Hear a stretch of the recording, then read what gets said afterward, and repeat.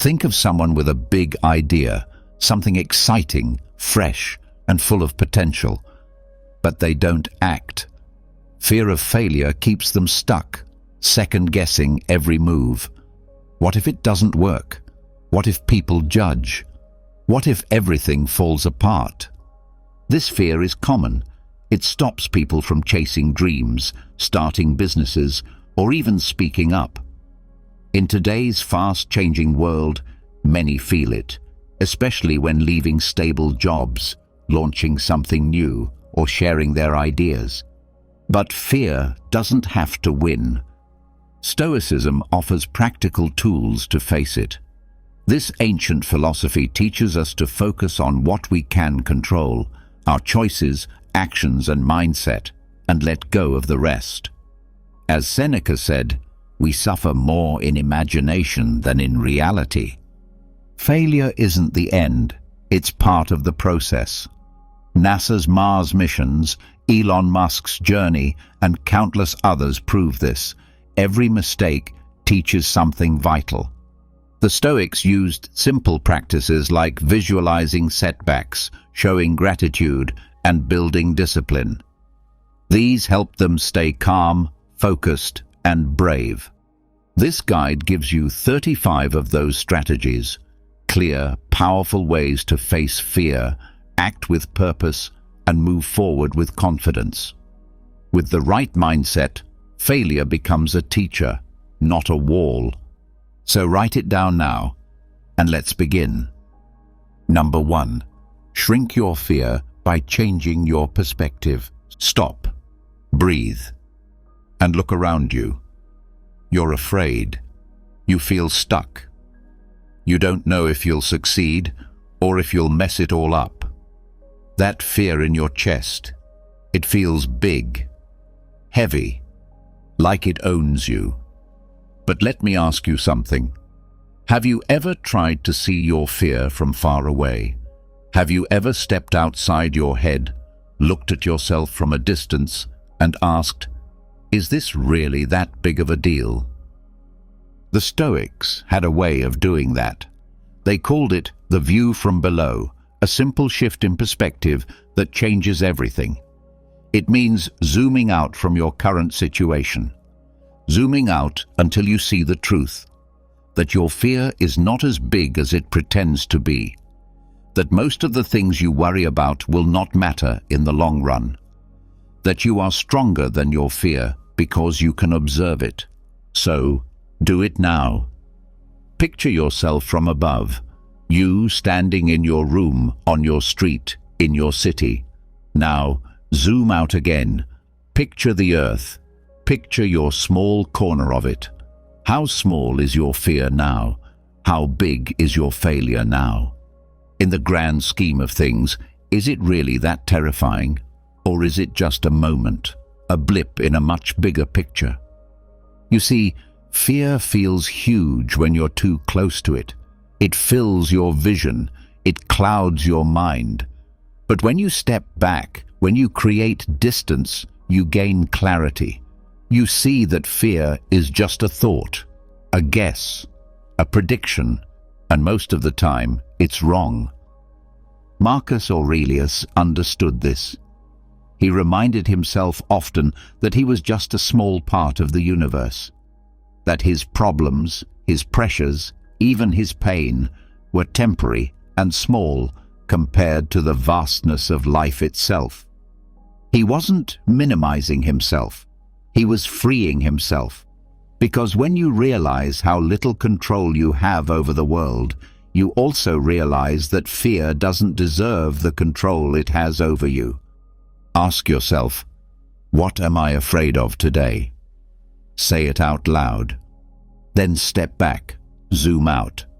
Will this matter a year from now? Will it matter in 10 years? Will it matter when you're at the end of your life, looking back at the chances you didn't take? No, it won't.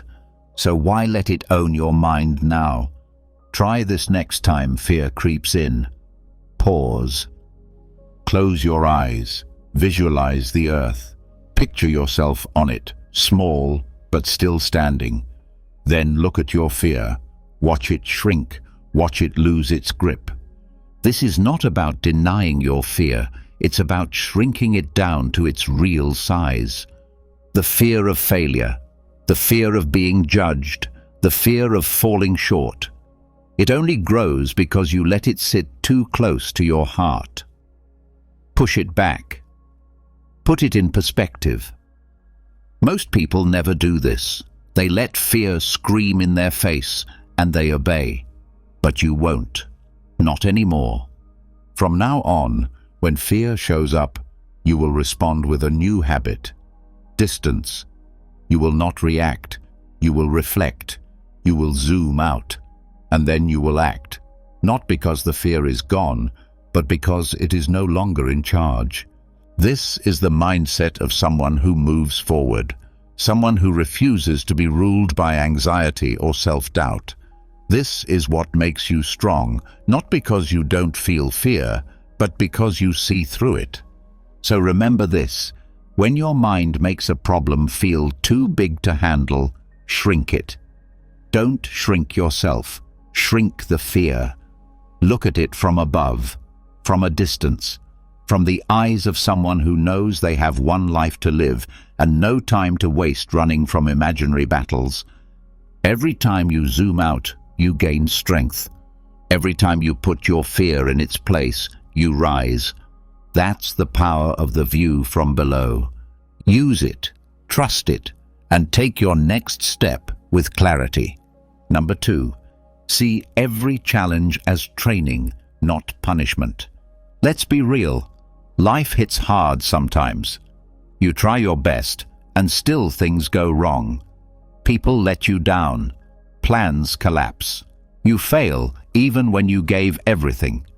And when that happens, it's easy to ask, why me? It's easy to feel like life is against you, like you're being punished. But the Stoics saw it differently. They believed you are not being punished, you are being prepared. You are not a victim, you are a student. You are not cursed, you are being tested. Life is not doing this to destroy you. Life is doing this to build you. Imagine this. You are the universe's test subject. Every challenge that comes your way is a custom-designed lesson, crafted just for your growth. Not to break you, but to shape you, to make you better, stronger, wiser. Marcus Aurelius wrote, "The impediment to action advances action. What stands in the way becomes the way." That wasn't just a nice quote. It was how he lived. When something hard happened, he didn't ask, "Why me?" He asked, "What is this training me for?" And you must do the same. Every hard moment is an opportunity. When you fail, it's training for humility. When you're rejected, it's training for resilience. When you're judged, it's training for confidence. When you're delayed, it's training for patience. When you're afraid, it's training for courage. You are in the arena. Life throws the punches not to knock you out, but to make sure you can take them and keep moving. So next time something goes wrong, don't say, "This isn't fair." Say, "This is the test." And remember, nobody grows strong in comfort. Comfort makes you soft. Difficulty makes you sharp. You want to conquer fear of failure?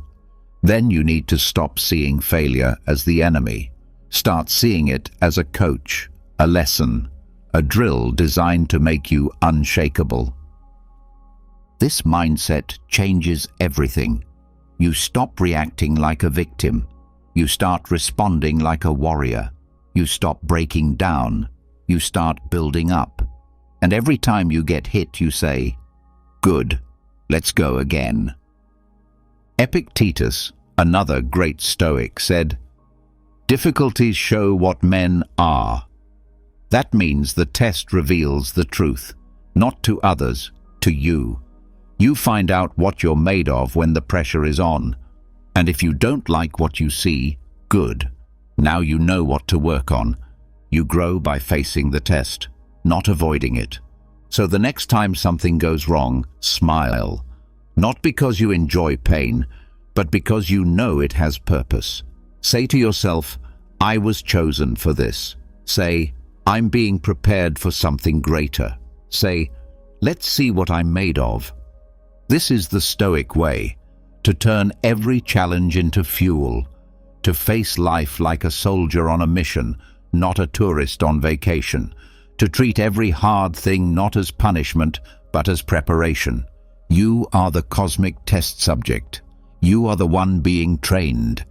And the only question is, will you pass the test? Will you rise above the fear, or will you let the test defeat you before it even begins? You already know the answer. You were made for this. So when the next challenge comes, don't flinch. Don't ask why. Just square your shoulders, breathe deep, and say, let the test begin. Number 3, focus only on what's yours to command. Look at your day. Look at your thoughts. How much time do you spend worrying about things you can't control? Be honest. You stress over what people will think. You replay conversations in your head. You fear how things might turn out. You try to control the future, the outcome, the reaction, everything. But here's the truth. That's not your job. The Stoics had a rule, one that cuts through fear like a knife. It's called inverted control. And it means this: you stop trying to control what's outside you, and you double down on what's inside you. You flip the way you think about control. You invert it. Because real strength is not found in trying to shape the world. It's found in shaping yourself. Epictetus said it simply: some things are up to us, and some things are not. That's the line. That's the boundary. And crossing that line, trying to control the uncontrollable, is where stress, anxiety, and fear are born. Let's make it clear. You don't control the weather. You don't control what other people say. You don't control if the world applauds or criticizes. You don't control the outcome, but you do control your effort. You control your thoughts. You control your attitude. You control your response. That's where your power lives. Right there. Fear of failure grows when you confuse what's yours with what isn't. You fear trying because you think the outcome defines you, but it doesn't. What defines you is your action, your courage, your discipline, not the result. So let go of the rest. Let go of what happens next. Let go of whether you succeed or fail. Let go of how people react. All of that is outside the line. You're not weak for letting go. You're wise. This is what the Stoics knew. When you try to control everything, you end up controlling nothing. But when you focus only on what's within your reach, you become powerful, steady, clear. This is what inverted control teaches you. It says, flip the focus. Don't ask, how do I make this work? Ask, what can I do today that is fully mine to do? Then do it, with full heart, with full strength, without needing applause or reward. When you start a project, don't cling to the outcome. When you speak your truth, don't try to control who agrees. When you train, study, grow, don't obsess over the scoreboard. Let all of that go. It's not yours.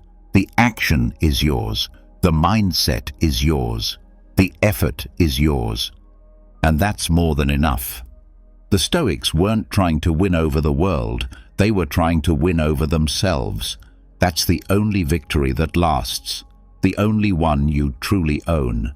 So when fear creeps in, when your mind starts racing with what-ifs and worst-case scenarios, pause. Draw the line. Ask, is this mine to control? If the answer is no, drop it. If the answer is yes, focus fully.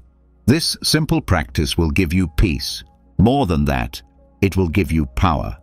Because now, You're not wasting energy on shadows.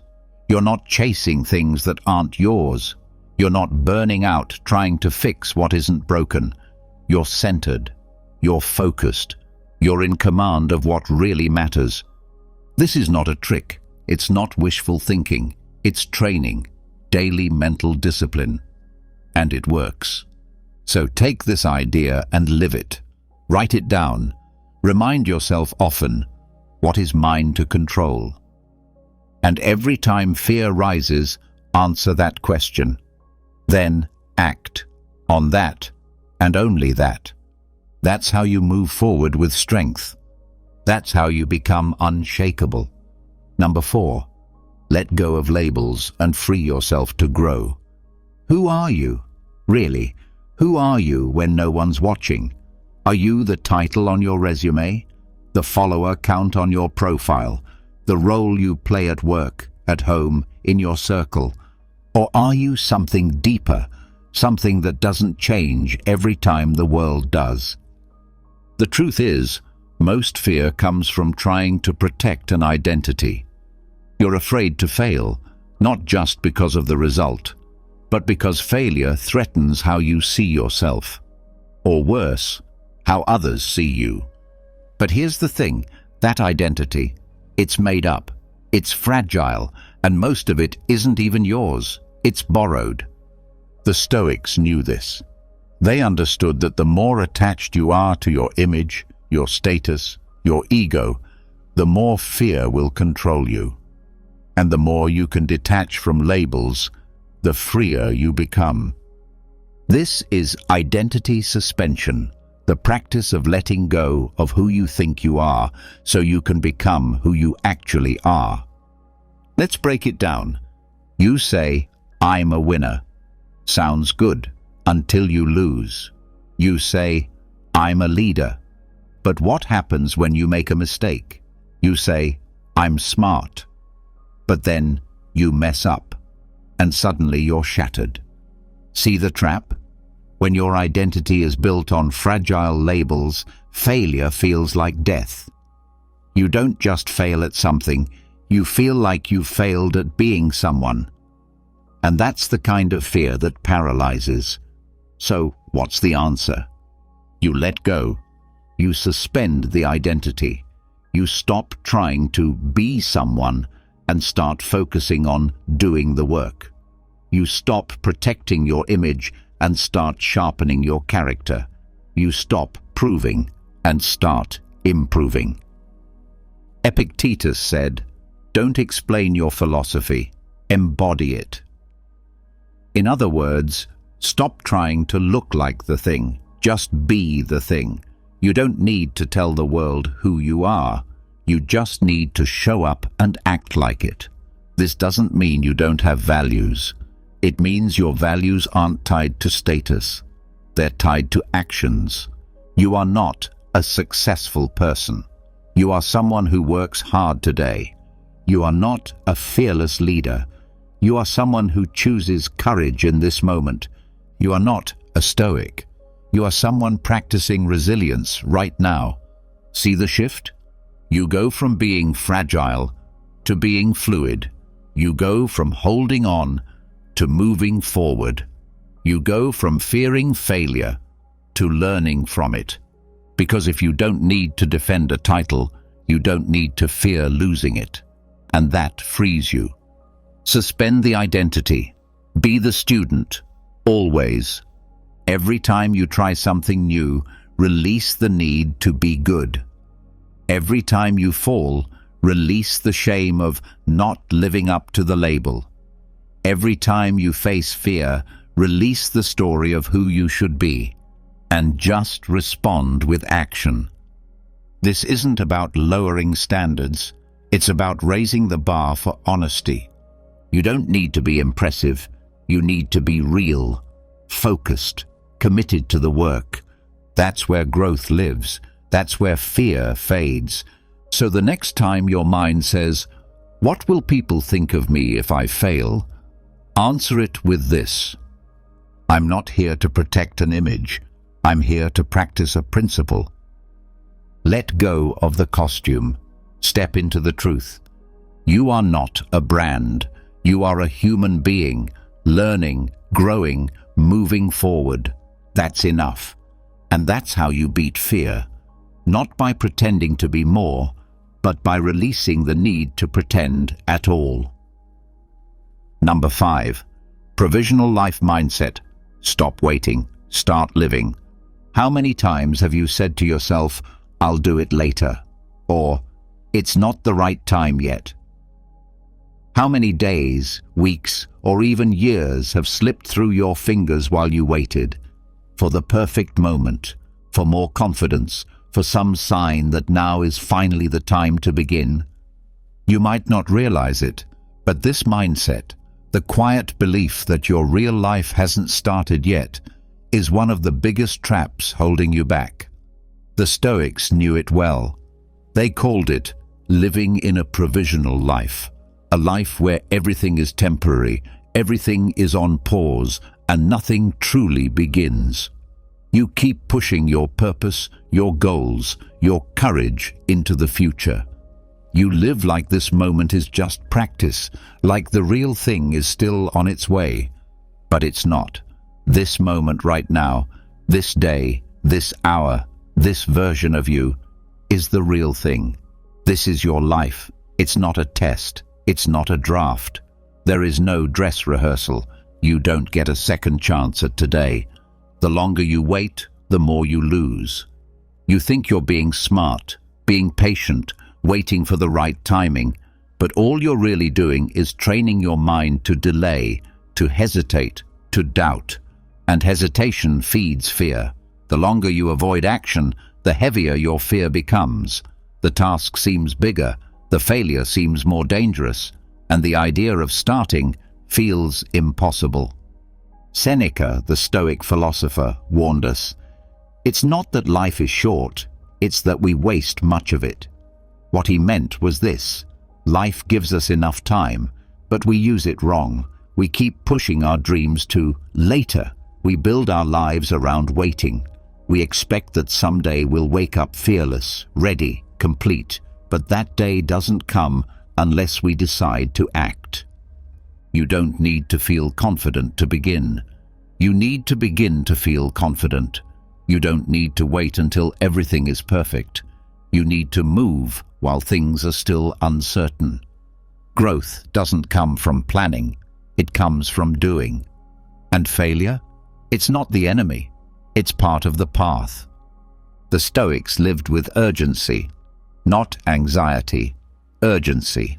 They knew that death was not far, that time was not guaranteed, so they acted.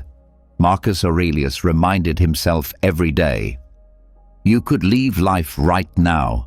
Let that determine what you do and say and think." Not to scare himself, but to stay focused, to live fully, to stop wasting time pretending tomorrow is promised. And you must do the same. Stop waiting for the fear to disappear. It won't. Stop waiting for everything to feel comfortable. It never will.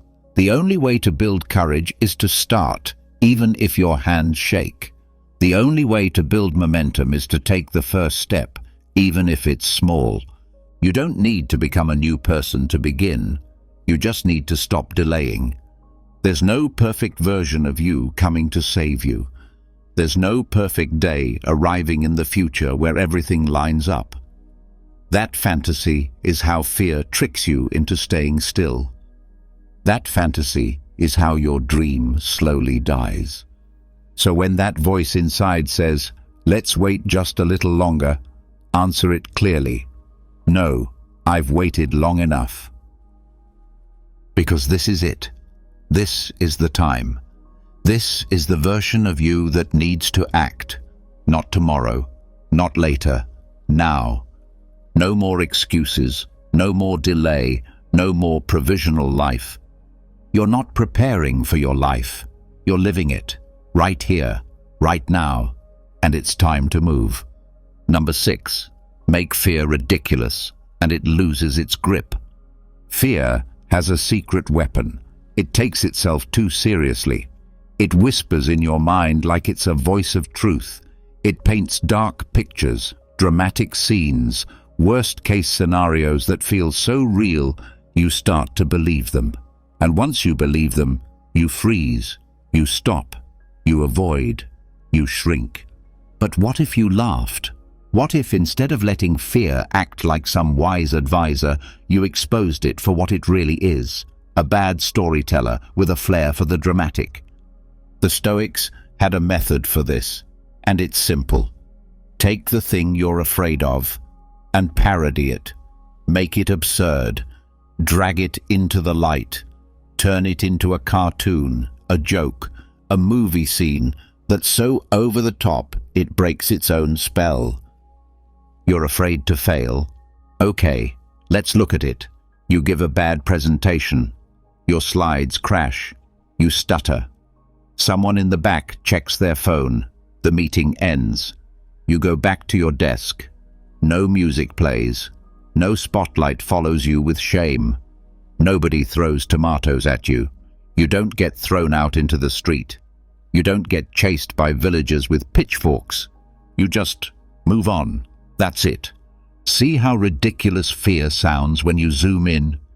You're scared to ask for something, a raise, a chance, a yes, and your fear says, don't do it, they might reject you. So parody it.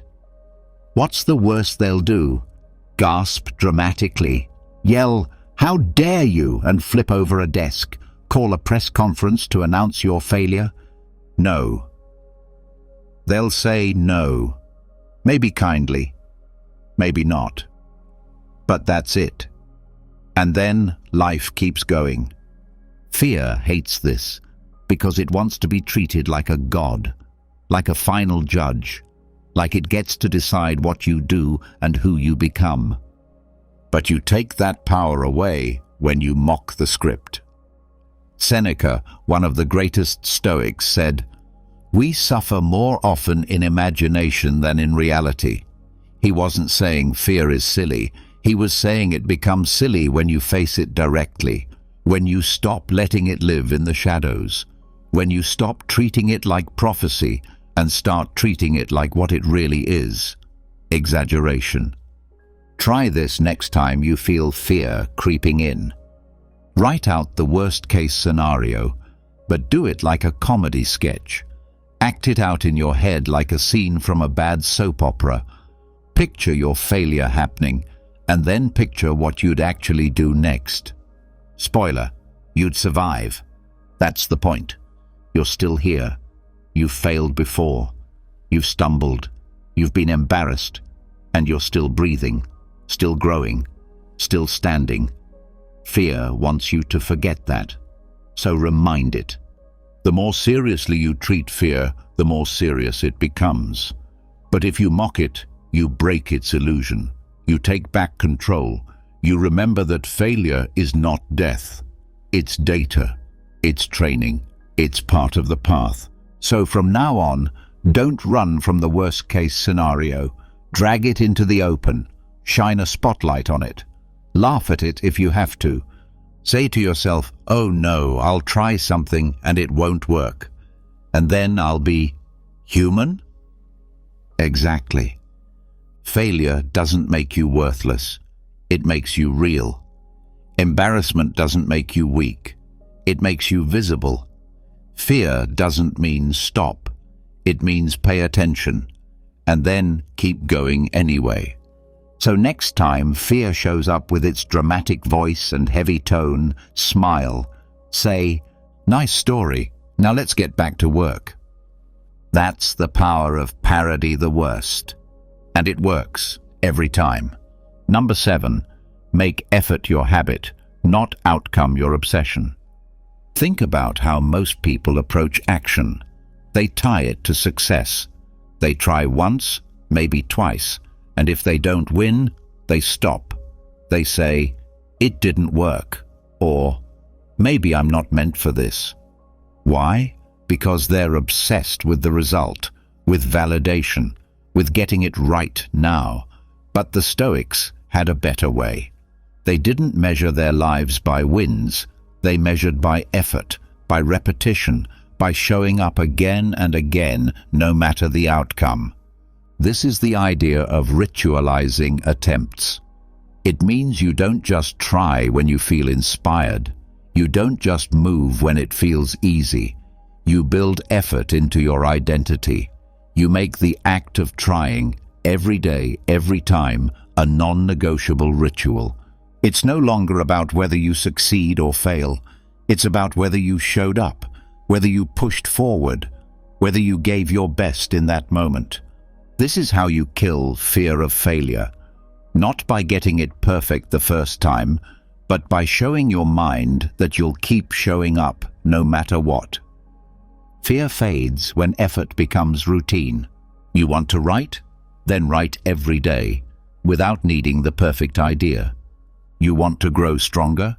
Then train, even if you don't feel like it. You want to speak up, lead, create, build, then act, again and again, until action is your instinct. Marcus Aurelius didn't write his thoughts so others would praise him. He wrote as a ritual to strengthen his mind. Epictetus didn't lecture to become famous. He taught because it was the right thing to do. They focused on action, the discipline of doing, not on the reward.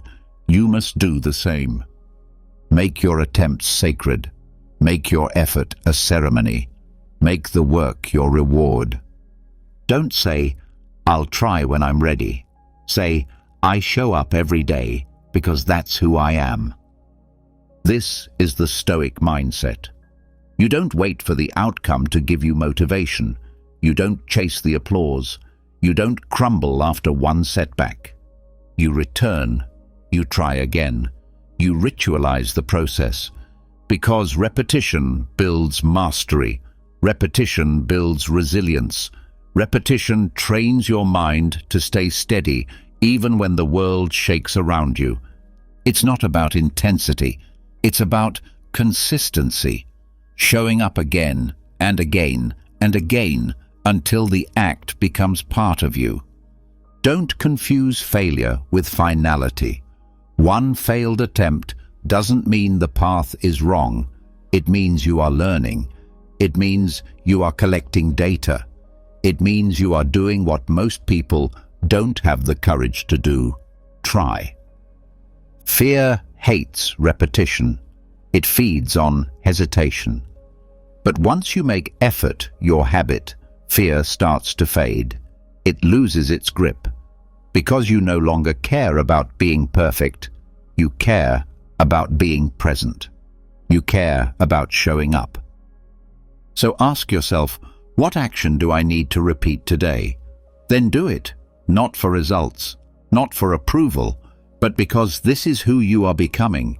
And the more you repeat the right action, the more your fear of failing fades away. Because deep down, you know that no matter what happens, you will be back tomorrow. Stronger, clearer, more grounded. Make that your ritual. Make that your life. Number 8. Stop caring about what doesn't matter. You care too much. That's the problem. You care about what they think. You care about how you look.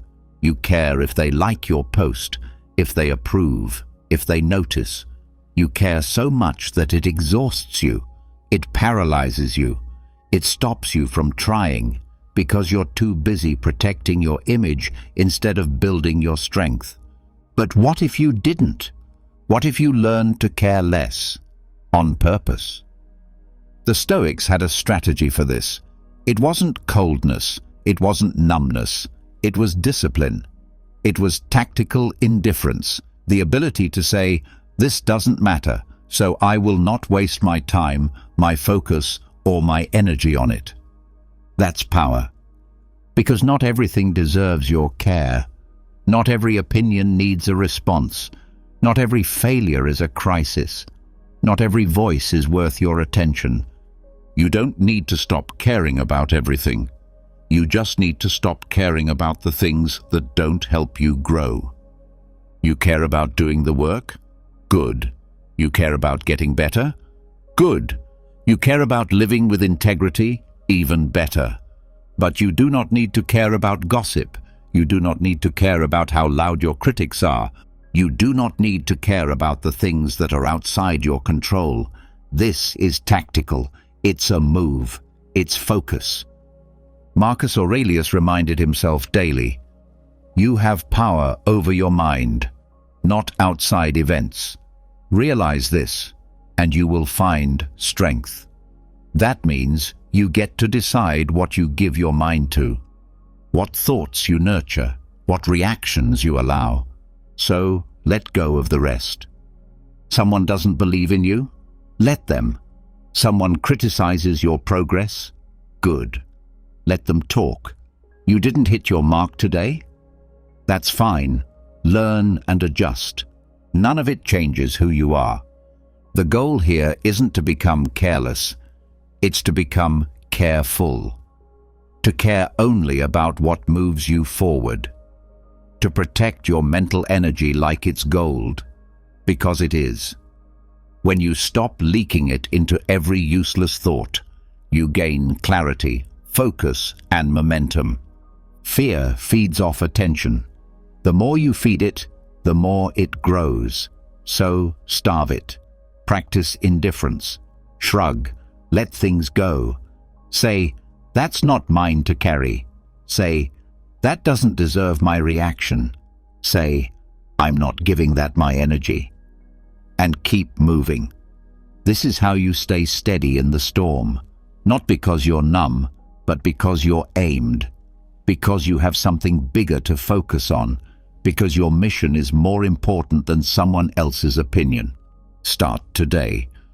When something distracts you, ask, does this help me grow?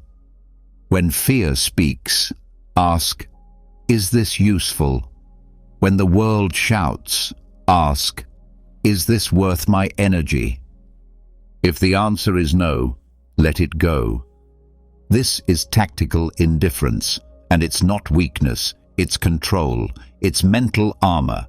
It's how you stay strong when life throws chaos your way. So don't waste yourself on noise. You have work to do. You have growth to chase. You have fear to conquer. And none of that requires permission from anyone else. Be indifferent to what doesn't matter. Be obsessed with what does. And watch how far you go. Number 9. Clear the weight before it controls you. You've felt it before, that quiet bitterness that lingers after someone wrongs you, doubts you, embarrasses you. It doesn't always roar. Sometimes it whispers.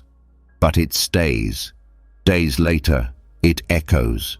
It repeats itself in your mind over and over again. They shouldn't have treated me like that. They don't believe in me. I'll show them. And without noticing, you start making decisions not from strength, but from resentment. This is dangerous, because resentment is a silent poison. It doesn't feel like fear, but it acts just like it.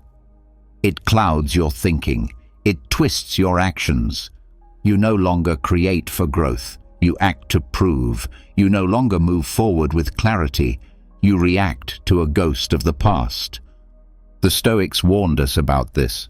They taught that if you don't address your inner anger, it will control you from the shadows. And most people don't even know they're carrying it. They think they're just being driven, just being competitive, just working harder. But deep down, it's not purpose pushing them. It's pain. Unresolved, unspoken pain. That's why this practice matters. Detect resentment echoes. Before you act, pause and ask yourself, where is this energy coming from? Is this about your future or your past? Are you being guided by wisdom or by wounds? Most people don't do this. They let resentment sit. They carry it into every room, every project, every goal. They think they've moved on, but they haven't. They're just dragging the weight with them. Seneca said, "He who suffers before it is necessary suffers more than is necessary." The same is true of anger. You think it fuels you, but it burns you from the inside out. So, how do you detect the echo? Listen to your thoughts. Pay attention to the tone. When you say, "I'll show them," pause. When you say, "They're going to regret this," pause. When you say, "They never believed in me," pause. That's not purpose talking. That's pain.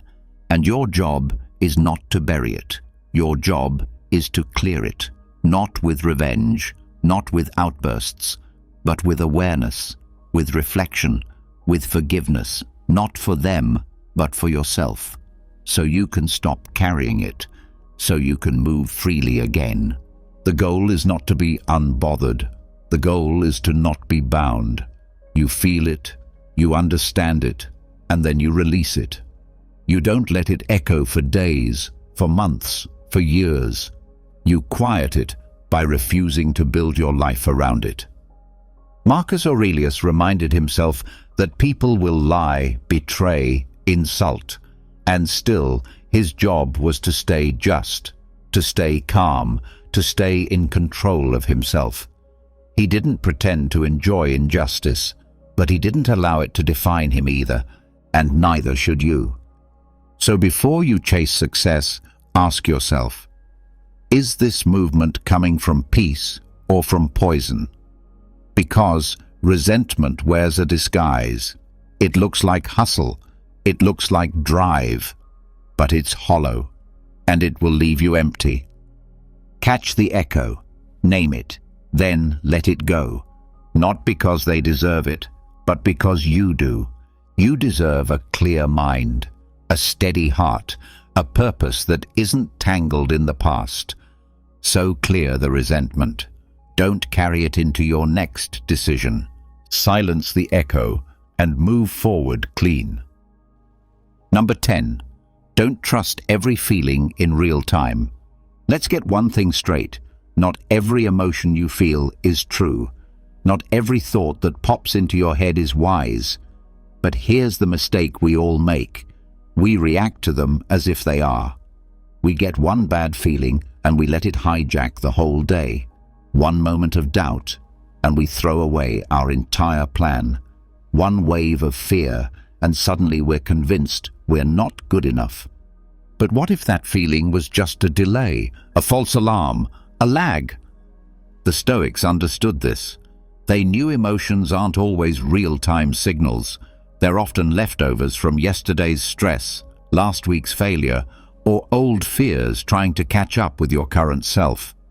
That's why you need to practice emotional lag tracking, the discipline of pausing, noticing, and asking, is this feeling about now, or is it just echoing from the past? Here's how it works. You wake up feeling off, no motivation, heavy mood, but nothing actually went wrong yet. No crisis, no setback. Still, you feel slow, stuck. Pause. Don't believe everything you feel. Track it. Ask, where is this coming from? Did I sleep poorly? Was I overwhelmed yesterday? Did something trigger a memory, a fear, a doubt? 9 times out of 10, the emotion you feel right now was created earlier, but if you don't slow down and track it, it'll control you like it's truth. Emotional lag is real. It's like muscle soreness after a hard workout. The pain comes later, but it doesn't mean you're broken. It means you're healing. The same goes for your mind. Sometimes your fear today is just your brain still processing a mistake you already fixed. Sometimes your anger today is just stress from something that no longer matters. And if you can see that, if you can create even a small space between the feeling and your reaction, you win. That's the Stoic move. Pause before you respond. Marcus Aurelius practiced this constantly. He wrote to himself, "Today I escaped anxiety," or no, I discarded it. He realized he wasn't escaping a real threat. He was choosing to let go of an emotion that didn't serve him. You can do the same. Next time fear rises, don't panic. Next time self-doubt whispers, don't obey. Next time you feel like quitting, don't trust that feeling right away.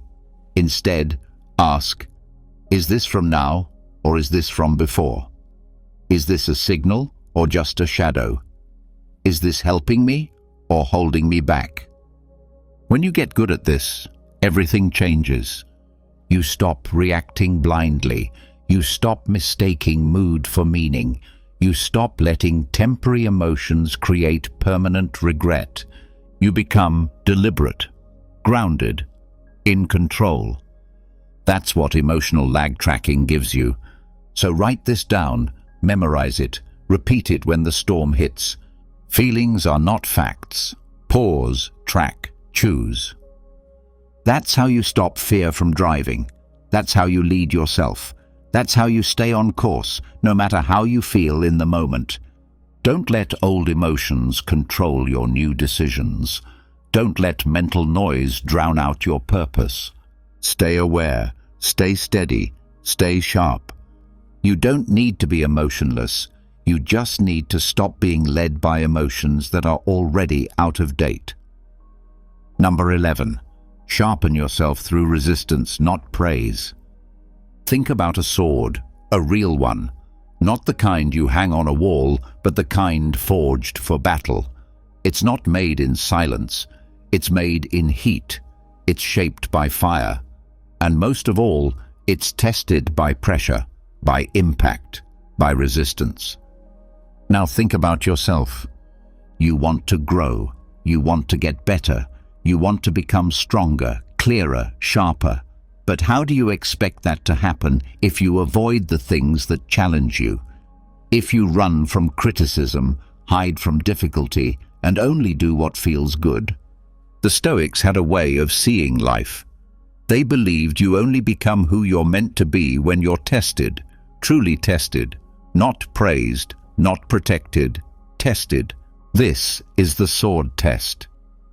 And here's how it works. Every obstacle you face, every time someone doubts you, every moment that doesn't go your way, that's not proof that you're failing. That's proof you're in training. That's life sharpening you. You don't become resilient by reading about resilience. You become resilient by needing it. You don't develop patience by sitting in peace.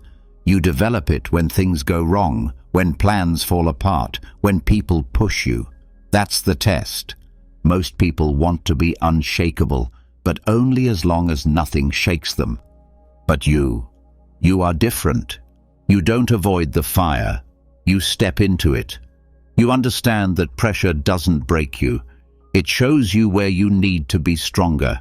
And every time you come out the other side, you're not the same. You're sharper.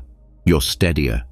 Marcus Aurelius wrote to himself, "The mind adapts and converts to its own purposes the obstacle to our acting.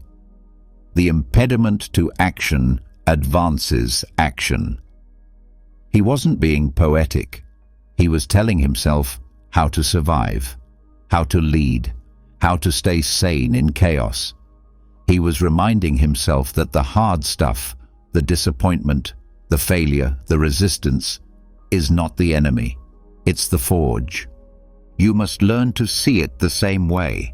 When you're criticized, good. That's your chance to build self-control. When your work flops, good. That's your chance to build humility. When nothing goes as planned, good. That's your chance to become flexible, creative, patient. Every time life gets hard, you're being given a blade, and the way you respond determines whether that blade stays dull or becomes a weapon of discipline, courage, and clarity. So stop wishing things were easier. Stop needing applause. Stop chasing comfort. Test yourself. Lean into the moments that push back. That's where the growth is. Not in being admired, in being refined. A sword is made to cut, but only if it's strong enough to take the hammer first. You are no different. So the next time you feel resistance, frustration, challenge, don't ask, Why is this happening to me? Ask, what part of me is being sharpened right now? That shift changes everything, because now you're not just enduring pain, you're using it. You're not just surviving tests, you're passing them with awareness, with purpose, with strength. And one day, when someone asks how you became so clear, so steady, so sharp, you'll smile and say, I passed the sword test. Number 12. Know what truly matters and cut the rest. Why are you really afraid to fail? Is it the failure itself, or what you think it says about you? Is it the result, or the imagined shame, the judgment, the fear that maybe, just maybe, you're not enough? Here's the truth. Fear of failure often means your values are out of order. You've built your life on the wrong priorities. You've placed image above growth, comfort above purpose, praise above effort. And the worst part? You probably didn't even notice it. That's why you need to do a value pyramid audit.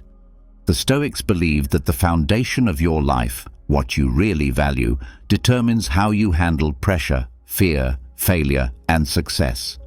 If your pyramid is built upside down, with shallow things at the top and the deep stuff buried at the bottom, it will collapse the moment life gets hard. So take a hard look at your pyramid. At the bottom should be discipline, integrity, effort, courage, wisdom, unshakable values.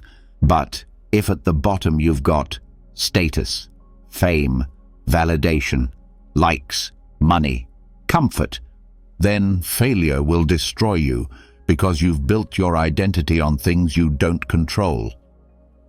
Seneca said, "He is a great man who uses earthenware dishes as if they were silver, and silver as if it were earthenware." What does that mean? It means don't place more value on things than they deserve. Don't worship what is temporary. Don't fear losing what's shallow. Audit your values ruthlessly. Ask yourself, if I lost everything visible, would I still be someone I respect?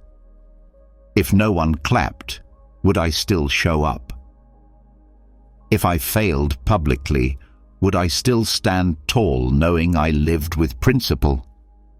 If the answer is no, it's time to rebuild. A strong value pyramid puts virtue first. It says, I value doing the right thing over looking good. I value effort over results. I value showing up over showing off. I value growth, even if it's messy, slow, and silent. This mindset makes you fearless, because when you value the right things, failure loses its power. You didn't get the promotion? Fine, you gave your best. You launched something and no one noticed? Fine, you learned. You tried, fell short, and people laughed? Fine, you stayed true to yourself. That's what matters. That's what lasts. So, do the audit. Write your values down. Rank them. Be honest. What do you claim to care about? What do your actions show you really care about? And if they don't match, fix it. Flip the pyramid. Build on the solid ground. Every time fear rises, it's a test of values. Do you value peace or approval? Do you value mastery or attention? Do you value being useful or being liked? Only one set makes you unshakable. So, here's your new daily question. What do I truly value, and is that showing up in how I live? Ask it often. Ask it when you succeed. Ask it when you fail. Because when your pyramid is solid, failure won't break you. It'll build you. And that's the Stoic way. Number 13. Break the story that's been holding you back. You've failed before. You've hesitated. You've quit. You've backed away from opportunities. And now, a quiet story follows you wherever you go. A voice in your head says, "You always do this. You're not the type to finish." Remember the last time? That voice, that story, isn't just memory. It's precedent, a pattern your mind has accepted as truth. And every time you try to grow, to act, to change, it drags that precedent into the present and holds you back. But the Stoics had an answer for this. They believed that you are not chained to your past. They believed that today is a new battle, and you are not the same soldier. They believed that identity is not built on what you were, but on what you choose to do now. This is precedent dismantling, the act of breaking the old narrative, destroying the mental chain that says your past failures define your future. It's not about pretending the past didn't happen. It's about refusing to live under its shadow. Just because you gave up once doesn't mean you're a quitter.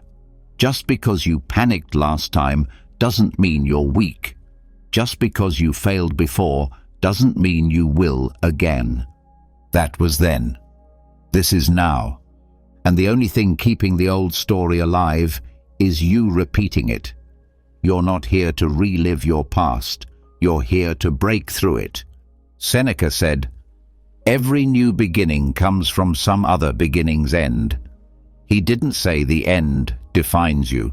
He said it frees you. The past ends. The moment changes. And you, if you choose, can be someone different in this moment. But you must act. You must dismantle the old script, not just with words, but with action.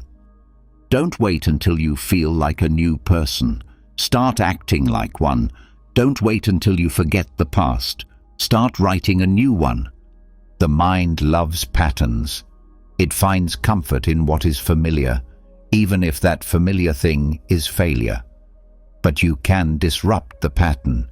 You can interrupt the mental loop that says, "This is just how I am," and replace it with, "This is who I'm becoming." It starts with a decision. When you're about to give in, remind yourself, "That was the old me. I'm not doing that anymore." When you hear the voice of doubt, answer back, "That story ends here." When fear says, "You've failed before," respond, "And I'm still standing, which means I can try again." This is what Stoics did. They examined their own thoughts. They questioned the patterns. They didn't just live by instinct, they lived by intention. So whatever you've done before, let it go. Not with denial, but with clarity. You're not bound by your past unless you choose to be. You don't have to earn a new identity. You claim it. You practice it. You repeat it until the old story fades. Precedent is a trap until you turn it into proof. Proof that you're still here. Proof that you're ready to rewrite everything. So ask yourself, what old story do I need to break today? Then take one action that proves that story wrong. That's how you dismantle precedent. That's how you take back control. That's how you become someone new, one decision at a time. Number 14. See your life with new eyes before it's too late. We move through life like it's guaranteed, like tomorrow is promised, like health, freedom, time, and strength are permanent. We complain about the little things. We stress over what we don't have. We fear failing because we forget how lucky we are to even try. The Stoics had a way to snap out of that blindness. It's called the cripple's eye perspective. And it means this: see your life the way someone with far less would see it. See your body, your breath, your chance as blessings, not burdens, because one day they won't be here. Imagine this: you can walk, but imagine how precious every step would be if you'd once been unable. You can speak, but imagine how carefully you'd choose your words if you once couldn't. You can fail, but imagine how grateful you'd be to even try if you were stuck in a body that never let you move. This is not guilt. It's clarity. It's remembering what most people forget until it's gone. Marcus Aurelius wrote, "You could leave life right now. Let that determine what you do and say and think." He wasn't trying to scare himself. He was reminding himself every day of the miracle of now, the miracle of capacity, the miracle of choice. Because once you see your life through the eyes of someone who can't, you stop wasting it with fear. You're afraid to fail. Someone out there is praying for the chance to try and fail because they can't even begin. You're scared of judgment? Someone out there has no voice, no audience, no platform, and they still find peace. You want to quit because it's hard. Someone would trade their hardest day for your worst one, just to stand, just to speak, just to act. So pause, look again, strip away the noise. What you have is rare, precious, borrowed, and you honor it by using it fully. This is the cripple's eye perspective, to see life the way the suffering would see it, so you don't take it for granted. It's not about pity, it's about presence. Look at your hands. You can build, you can create. Look at your legs. You can move, you can climb. Look at your mind. You can learn, you can grow, you can decide. So, what are you doing with that gift? Are you using your strength to run toward your purpose? Or are you letting fear talk you into hiding?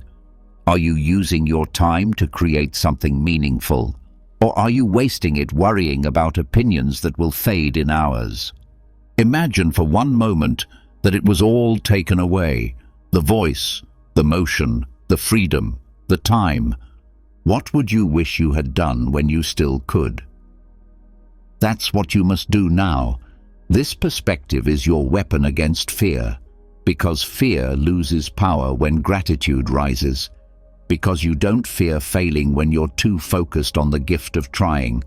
So when you're scared, pause.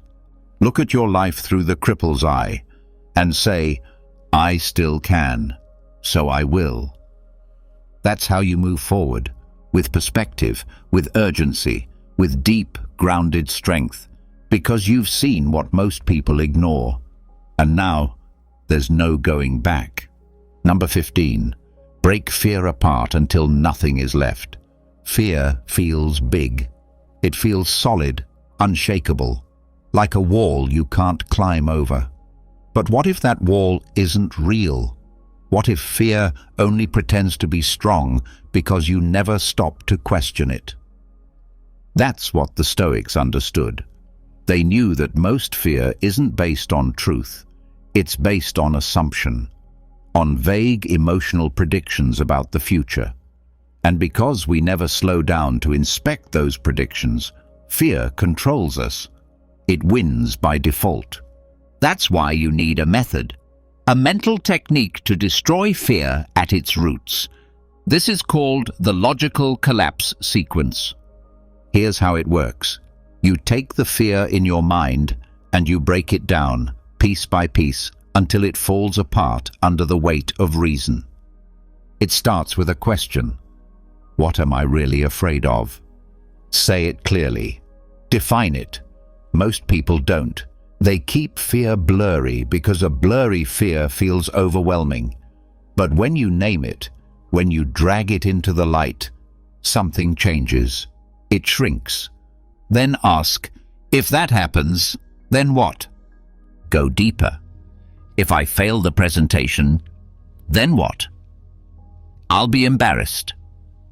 Okay, then what? People might talk. Then what? They'll forget in a week. Exactly. You keep going, step by step, layer by layer, until the emotion collapses under logic. You'll find that most of your fear leads nowhere. Most of your worst-case scenarios end in discomfort, not destruction. Most of your imagined disasters are just that, imagined. Epictetus said, "It's not things themselves that disturb us, but our opinions about them." This is what he meant. Fear is not the event.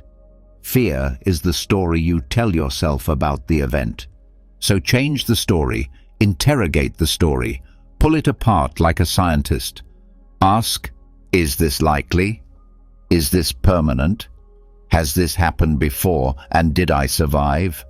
Is this fear helping me or just freezing me? Fear wants you to believe it's final, that if you fail, everything ends. But logic reminds you, most of the time, failure is just a step, just data, just part of the process. The logical collapse. Sequence isn't about being fearless, it's about being honest. It's about stripping away the drama and getting to the truth.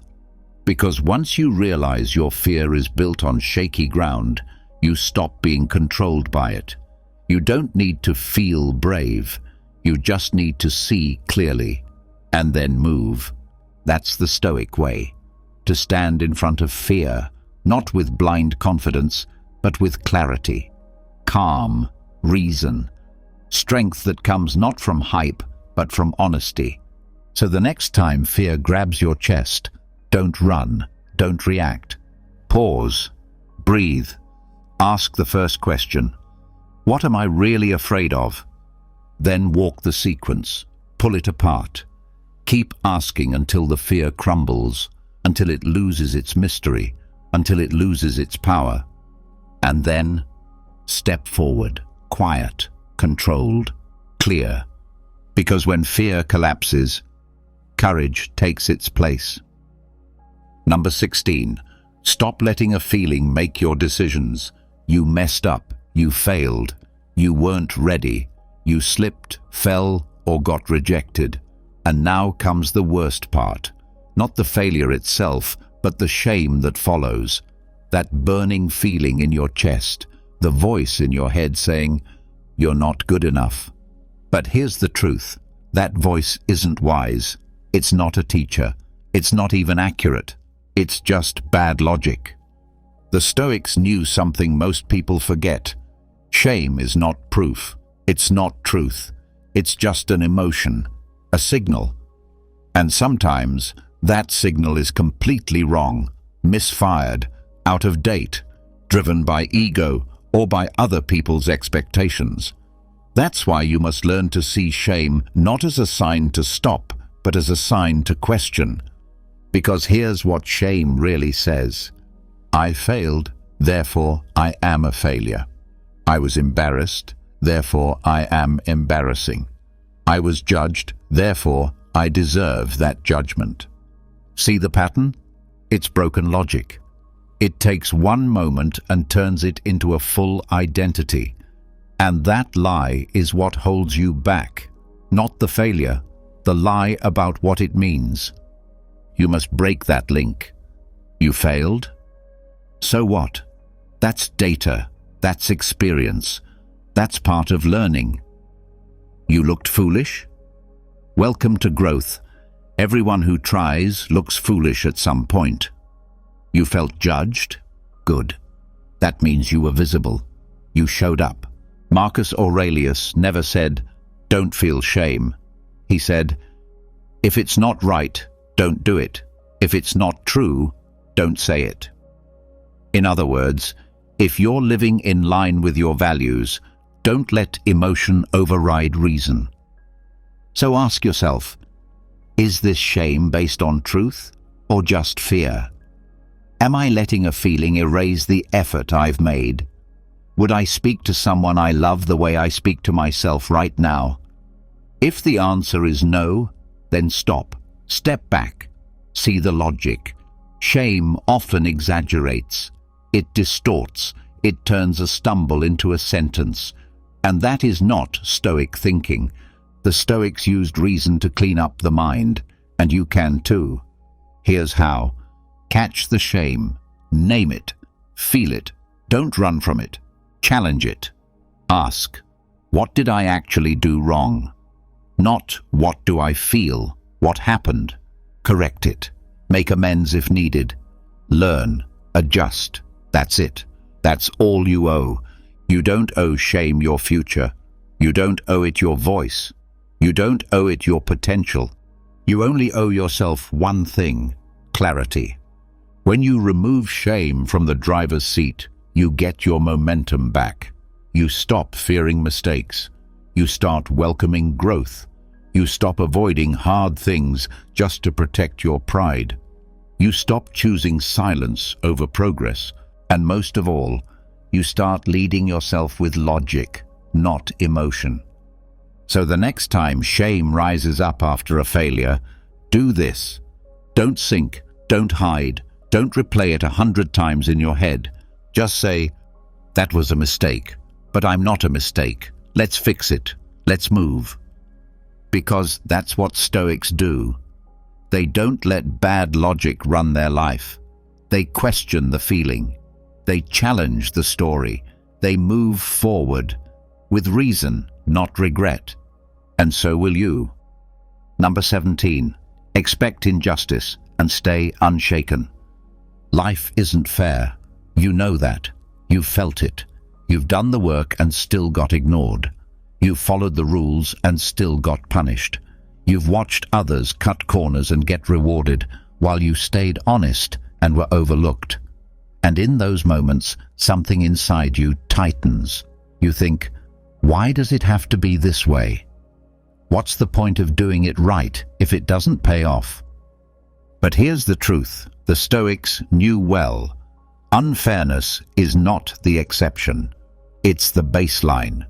It's the default setting of the world. The sooner you accept that, the less power it has over you. This is what unfairness baseline means. Building a mindset where you no longer react with shock when life doesn't go your way. You expect the chaos. You expect the bias. You expect the system to fail, people to betray, outcomes to fall apart. And you move forward anyway, because the moment you expect fairness, you give life the power to disappoint you. The Stoics didn't cry out when things went wrong. Marcus Aurelius, Emperor of Rome, was betrayed, opposed, and surrounded by power-hungry liars. And still he said, "You can decide not to be harmed, and you won't be." Injustice didn't shake him because he didn't expect the world to be just. He expected himself to stay just, no matter what. That's the shift. You stop measuring your peace by how fair things are. You start measuring your strength by how you respond when they're not. This doesn't mean you give up. It doesn't mean you stop caring. It means you stop needing the world to be perfect before you take action. Someone got promoted who didn't deserve it?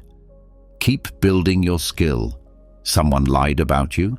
Stay in your integrity. Someone crossed a line and faced no consequences? Don't let it turn you bitter. Why? Because your character is not controlled by the scoreboard. Your discipline is not tied to whether life is behaving.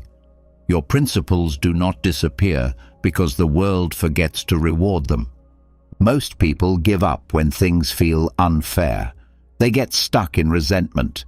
They start to believe that honor, effort, and discipline are useless, and in that moment, they lose. Not because of the injustice, but because they let it change them. But you hold the line. You return to your baseline. Of course it's unfair, and still, I move forward. You train your mind to stay calm when others are outraged. You train your emotions to stay cool when the system fails. You train your focus to stay sharp, even when the rewards go to the wrong people. Because this is what Stoicism is, not detachment from life, but invincibility in the face of it. A refusal to give your peace away just because life didn't go your way. And the more you train this, the stronger you get. Injustice loses its grip. Disappointment loses its sting. You become harder to shake, harder to offend, harder to slow down. So from this day on, lower your expectations of the world, and raise your expectations of yourself. Expect resistance, expect setbacks, expect unfairness, but don't let any of it stop you. That's the unfairness baseline, and it makes you unstoppable. Number 18, stop aiming your worth at the wrong things. Every day, your ego is aiming at something. A goal, a title, a reaction, a win. It wants to feel important, validated, seen.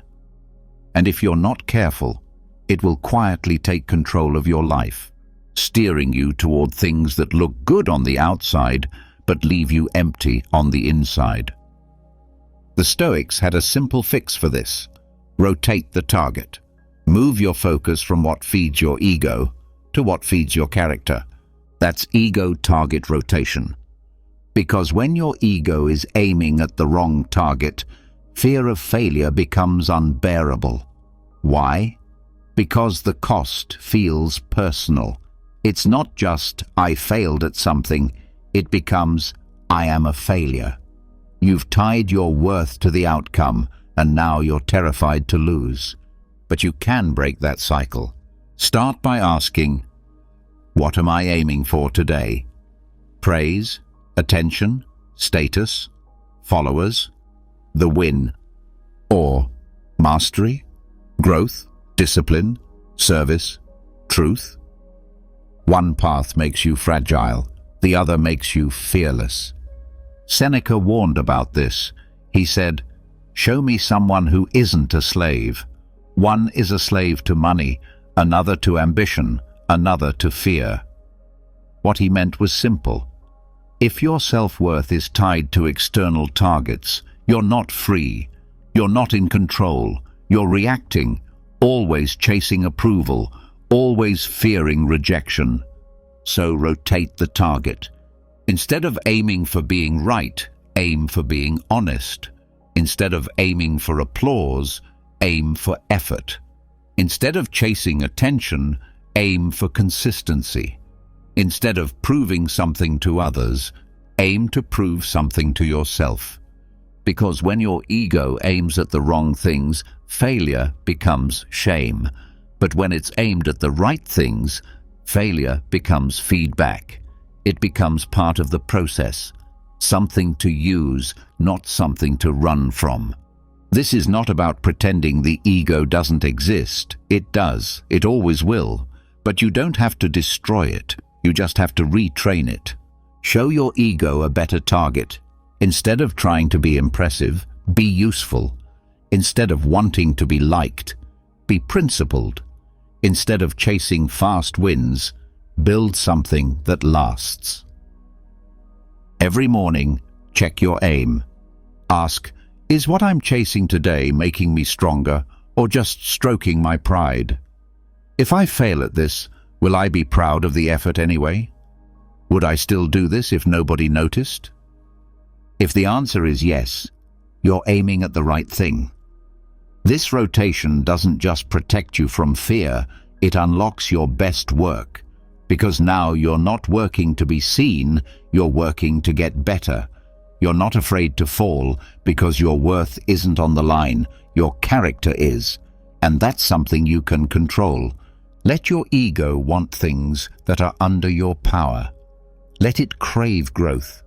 Let it chase truth. Let it be proud of progress, not perfection. So next time fear hits and your ego starts panicking about how you'll look, what they'll say, or what you might lose, pause and rotate the target. Say, I'm not here to win approval, I'm here to win my own respect. And then act like it. That's the Stoic path. That's real strength. And the ego? It'll thank you later. Number 19. Catch the small choices shaping your life.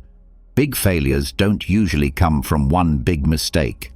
They come from hundreds of small decisions made without thought. A skipped workout here, a delayed task there, a quiet excuse you whisper to yourself. It doesn't feel like much in the moment, but over time it builds. It becomes who you are. The Stoics taught that self-mastery isn't found in speeches or grand gestures. It's found in the little things, the tiny actions, the moments you think no one is watching, the seconds between impulse and response. That's where your character is made. That's why you must learn to run a micro-decision audit. It's simple, but powerful. Throughout the day, start paying attention to the tiny decisions you usually ignore, the ones you make on autopilot, the ones that feel harmless, because those are the ones shaping your path. Do you hit snooze, or do you get up with purpose? Do you check your phone, or do you take a moment to breathe and think? Do you say, "I'll do it later," or do you act now? Each of these choices is small, but none of them are neutral. Every decision pushes you forward or holds you back. And most fear of failure doesn't come from huge risks. It comes from losing trust in yourself, from knowing deep down that your daily habits are not aligned with the life you want. That's why the audit matters. It brings awareness. It brings control.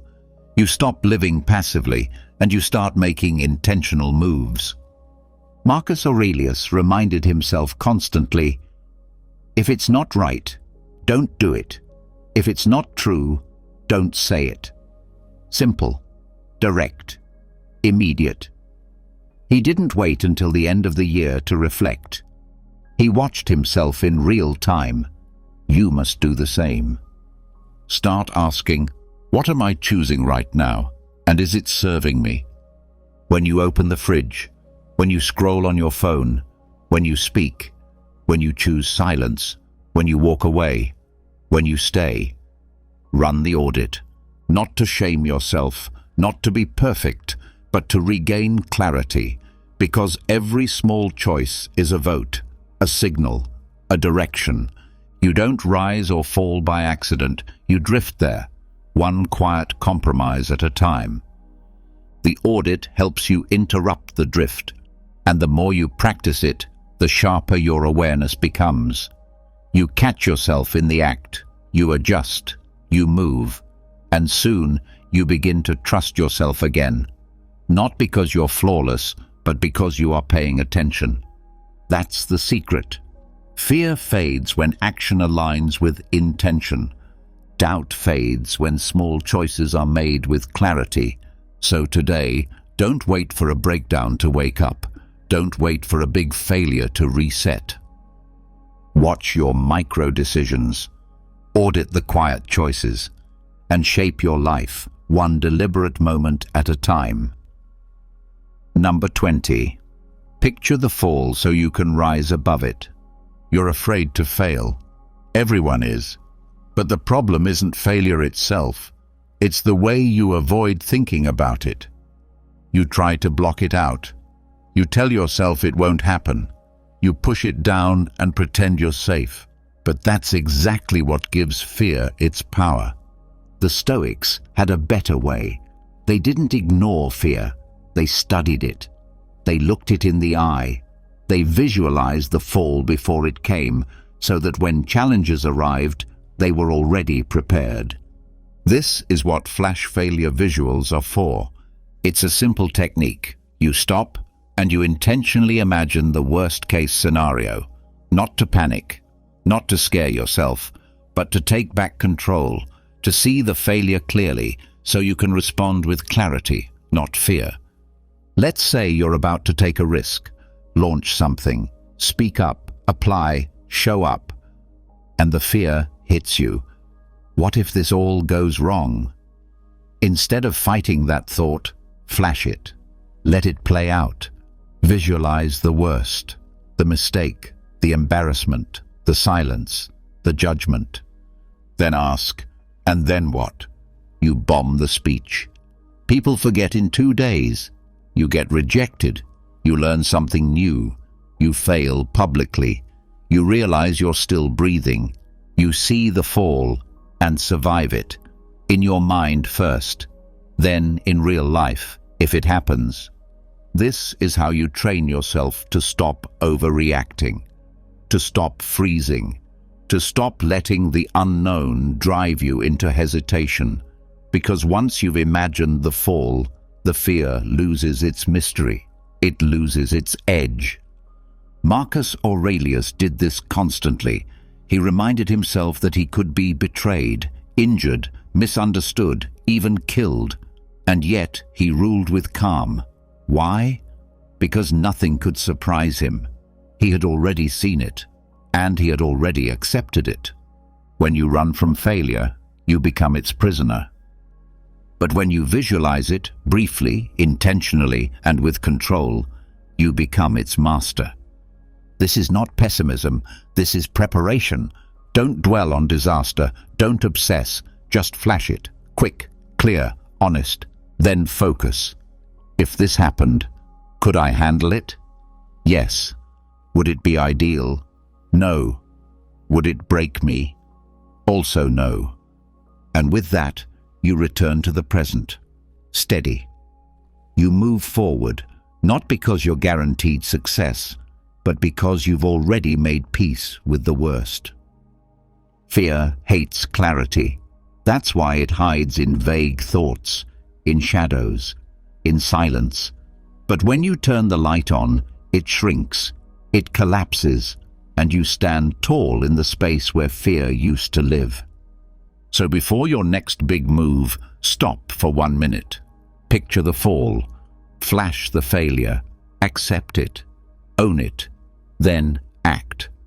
Because the ones who win are not fearless. They are prepared. They have already failed in their minds and come back stronger. That's what flash failure visuals give you. A mind that's ready, a heart that's calm, a step that no longer shakes. Number 21. Turn every loss into proof of progress. Failure hurts. There's no pretending it doesn't. It stings. It shakes your confidence. It makes you question everything, your talent, your timing, your worth. But what if the problem isn't the failure itself? What if the real problem is how you see it? The Stoics didn't flinch at failure. They expected it, respected it, even used it. Because to them, failure wasn't the end of the road. It was a sign that you were on the road, that you were trying, moving, growing. That's the idea behind failure token collection. You treat every failure, every rejection, every stumble, every no, like a token, a marker, a badge of effort. And the more tokens you collect, the more evidence you have that you're in motion, that you're doing the hard thing, that you're building courage muscle by muscle. Most people run from failure. You do the opposite. You hunt it down, not recklessly, but bravely. Because each failure is proof that you showed up, that you dared, that you didn't stay safe and silent and still. Think about it. A person who's never failed is a person who's never truly tried, never pushed their edge, never risked anything real. But you're building something, and building always involves falling. Seneca said, "Difficulties strengthen the mind as labor does the body." Every failure is that labor. Every mistake is mental training. If you collect those tokens instead of avoiding them, you turn what most people fear into fuel. This mindset is powerful because once you start seeing failure as something you're supposed to collect, not avoid, you stop hesitating. You stop freezing. You stop letting fear talk you out of action. You flip the goal. Instead of asking, "How do I avoid failure?" you ask, "How many failure tokens can I earn this month?" Apply for the job you think you're not qualified for. Pitch the idea you're scared to share. Try the thing you've been avoiding because you might look stupid. And when it doesn't work, smile. One more token. Each one is proof you're becoming who you need to be. This doesn't mean you lower your standards. It means you raise your tolerance for discomfort, for setbacks, for doing what matters, even when it might not go perfectly. Marcus Aurelius faced losses, defeats, betrayals, and never once saw those as reasons to stop. Why? Because he understood that his job wasn't to control the outcome. His job was to do the work, to act in alignment with principle, and to accept whatever came with clarity and courage. So that's your job too. Start keeping score, not of wins, but of attempts, not of applause, but of bravery. Make a list, fill a jar, use a journal, track your tokens, each one a scar that says, I showed up, I stayed in the arena, I moved forward even when it hurt. And here's the irony. The more failure tokens you collect, the more success will eventually show up, because most people never last long enough to see it. They run, you stay, they avoid, you embrace. They fear failure, you turn it into strength. So start your collection, wear it with pride, and keep going. Number 22. Become who you aim to be, one page at a time. You say you want to grow. You say you want to be more focused, more disciplined, more fearless. But how often do you pause and ask yourself what that version of you even looks like? Most people don't. They chase change blindly, without direction. They hope they'll just wake up one day as someone new. But change doesn't happen by accident. It happens through awareness, through clarity, through repetition. That's where future self-journaling comes in. This is a daily Stoic practice, a tool, not a trend. Simple but powerful. You sit down, you imagine the person you want to become, and you write, not as who you are now, but as if you're already that person. You don't wait to feel like them. You think like them, act like them, speak like them, on the page, until it becomes part of you. You want to be disciplined? Then journal as someone who already is. You want to be fearless? Then write as someone who faces fear and moves anyway. You want to stop breaking promises to yourself? Then write like someone who keeps them, every time. This is not fantasy. This is mental rehearsal, Stoic training. Marcus Aurelius did it. His entire journal, Meditations, was a future self-letter, a daily check-in, not to impress, not to publish, but to remind himself of who he was becoming. He wrote, "Waste no more time arguing what a good man should be one." And each day, through writing, he practiced that being. You must do the same. Sit down with your journal and ask, if I were already who I want to become, how would I think today? What would I do when I face resistance? How would I speak to myself when I fail? What choices would my future self make right now? And then write it. Don't wait until you feel ready. Write until you become ready. Write the mindset. Write the values.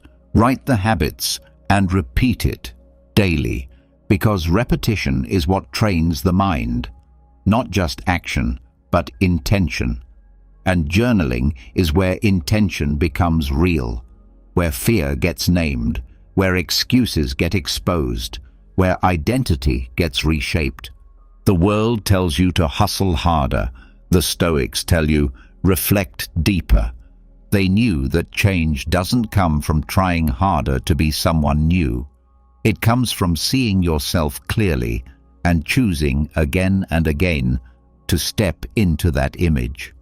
So, don't leave it to chance. Don't wait until life forces you to grow.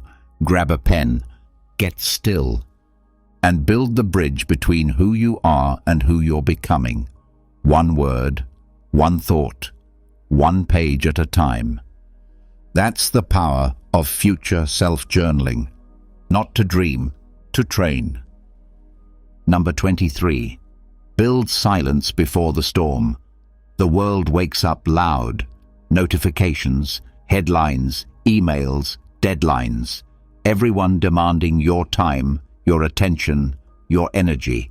And before you've even had your first thought of the day, the world is already thinking for you. already pulling you into its chaos. That's why the Stoics began their day in silence. Before Marcus Aurelius ruled an empire, he ruled his mind.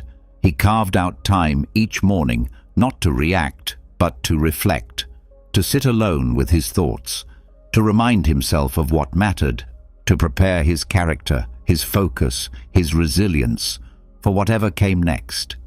This was his ritual, his obscure stoa, his quiet place, not a location, but a mental space, a pocket of stillness before the noise, and you need the same.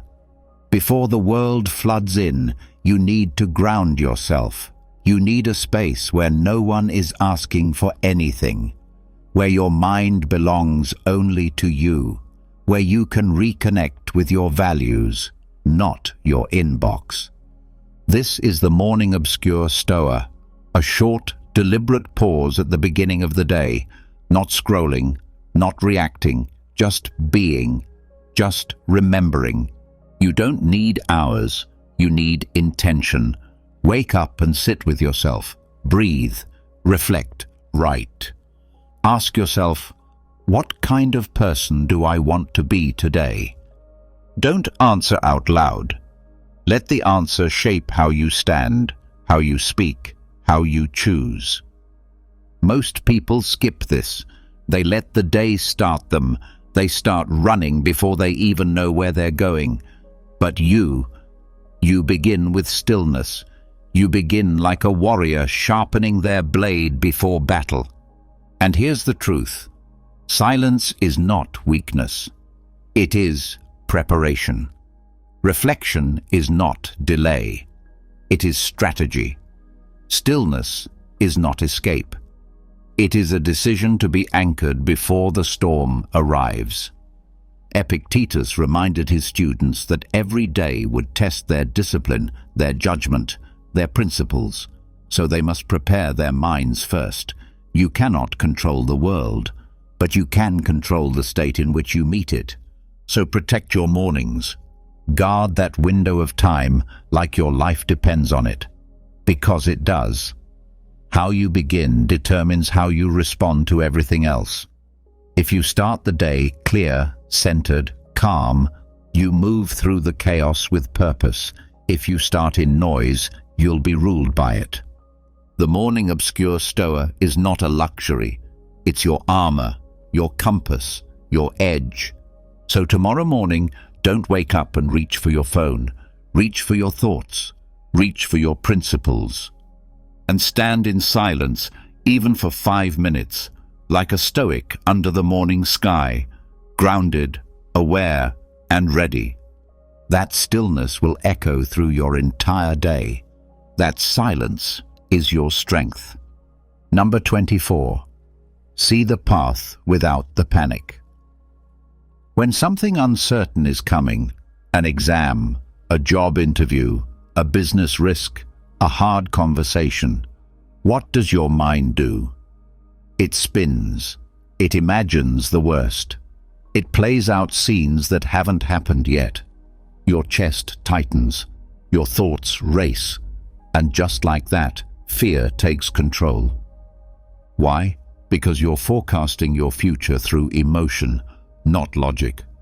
The Stoics warned against this. They knew that emotions are powerful, but also unreliable. If you let fear guide your thinking, you'll see danger everywhere. You'll overestimate the threat and underestimate yourself. You'll freeze before you even start. That's why you need emotionless forecasting. It's the practice of seeing your future, not with anxiety, not with hope, but with calm, clear eyes. No fear, no fantasy, just facts. Imagine the situation you're worried about. Now strip away the feelings, strip away the panic, strip away the stories your mind is adding on top. Now ask, what do I actually know? That's the starting point. You stop guessing, you stop reacting, you break the situation into parts. What can go wrong? What's within your control? What have you done to prepare? What will you do if things don't go perfectly? You walk through it, not to feel better, but to see better. Marcus Aurelius faced battles, betrayals, death. But he didn't forecast emotionally. He looked at everything as it was, no better, no worse. Objective judgment now, at this very moment, he wrote. That was his rule. Not the story, not the feeling, just what's in front of him. You can do the same. When you feel overwhelmed about the future, don't let emotions write the forecast. Pause, get quiet, then walk it through, step by step. You're about to launch something? Good. What are the real risks? What's the backup plan? You have a difficult decision to make? Slow down. What are the actual outcomes? Not imagined disasters, but real possibilities. This isn't cold, it's clear. Fear says, if I fail, it's over. Emotionless forecasting says, if I fail, I'll learn, then I'll try again. Fear says, they'll judge me. Emotionless. Forecasting says, some might, but most won't even remember, and it doesn't change who I am. Fear says, this will ruin everything. Emotionless forecasting says, it's one event, one moment. It won't define my life unless I let it. You're not shutting off emotion, you're using reason to lead it. This gives you power, it gives you space. It lets you see the storm clearly and walk into it with steady hands. So the next time your mind rushes ahead, painting worst-case scenarios and drowning you in fear, stop, breathe, strip the emotion away, and ask, what's really happening here? That's emotionless forecasting. That's Stoic vision. It's not about hoping things go well. It's about being prepared, even if they don't. And when you forecast your future with clarity instead of fear, you don't just see better, you live better. Number 25. Measure progress by bravery, not outcome. You want to grow. You want to stop being ruled by fear. You want to become bold, decisive, unshakable. But here's the problem. Most people measure their day by what they achieved, by how smooth everything went, by how many things they checked off a list. But the Stoics knew, true progress isn't about comfort, it's about courage. That's why you need a new scoreboard, a new metric, a new system for measuring growth, not by results, but by bravery. This is the courage point system. It works like this. Every time you do something that makes your heart race a little, something that stretches you, challenges you, pushes you beyond your usual line, you earn a point. You speak when it would be easier to stay quiet. Point. You say no when you usually say yes. Point. You post the thing, you ask the question, you take the risk. Point, point, point. It doesn't matter how it turns out.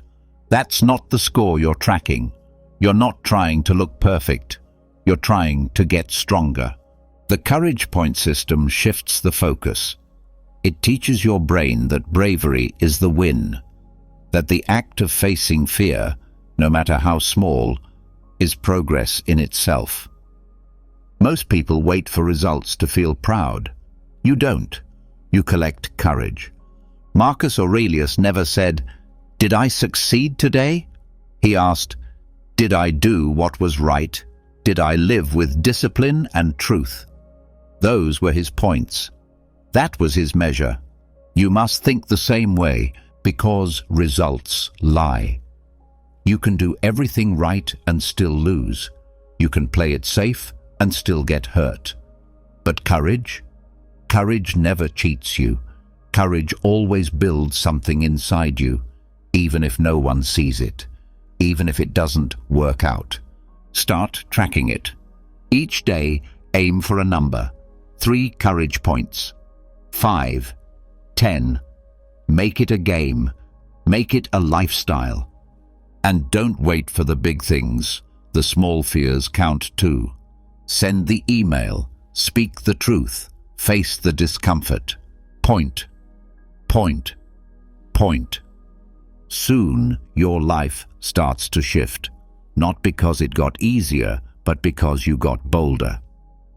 The courage point system builds real confidence, the kind that isn't based on achievement, but on action, the kind that stays with you even when the outcomes don't go your way. And the more points you earn, the more you begin to trust yourself, not because you always win, but because you always try. You always face the edge. Fear shrinks when you count courage. So stop keeping score by money, applause, or likes. Keep score by moments you were brave. That's the only number that matters. And every time you face something hard, something scary, something uncertain, smile to yourself and say, "One more point." Then do the thing. Number 26. Love the world as it is, not as you wish it to be. It's easy to get frustrated with life. Things don't go your way. People don't act how you expect. The world seems unfair, chaotic, unpredictable.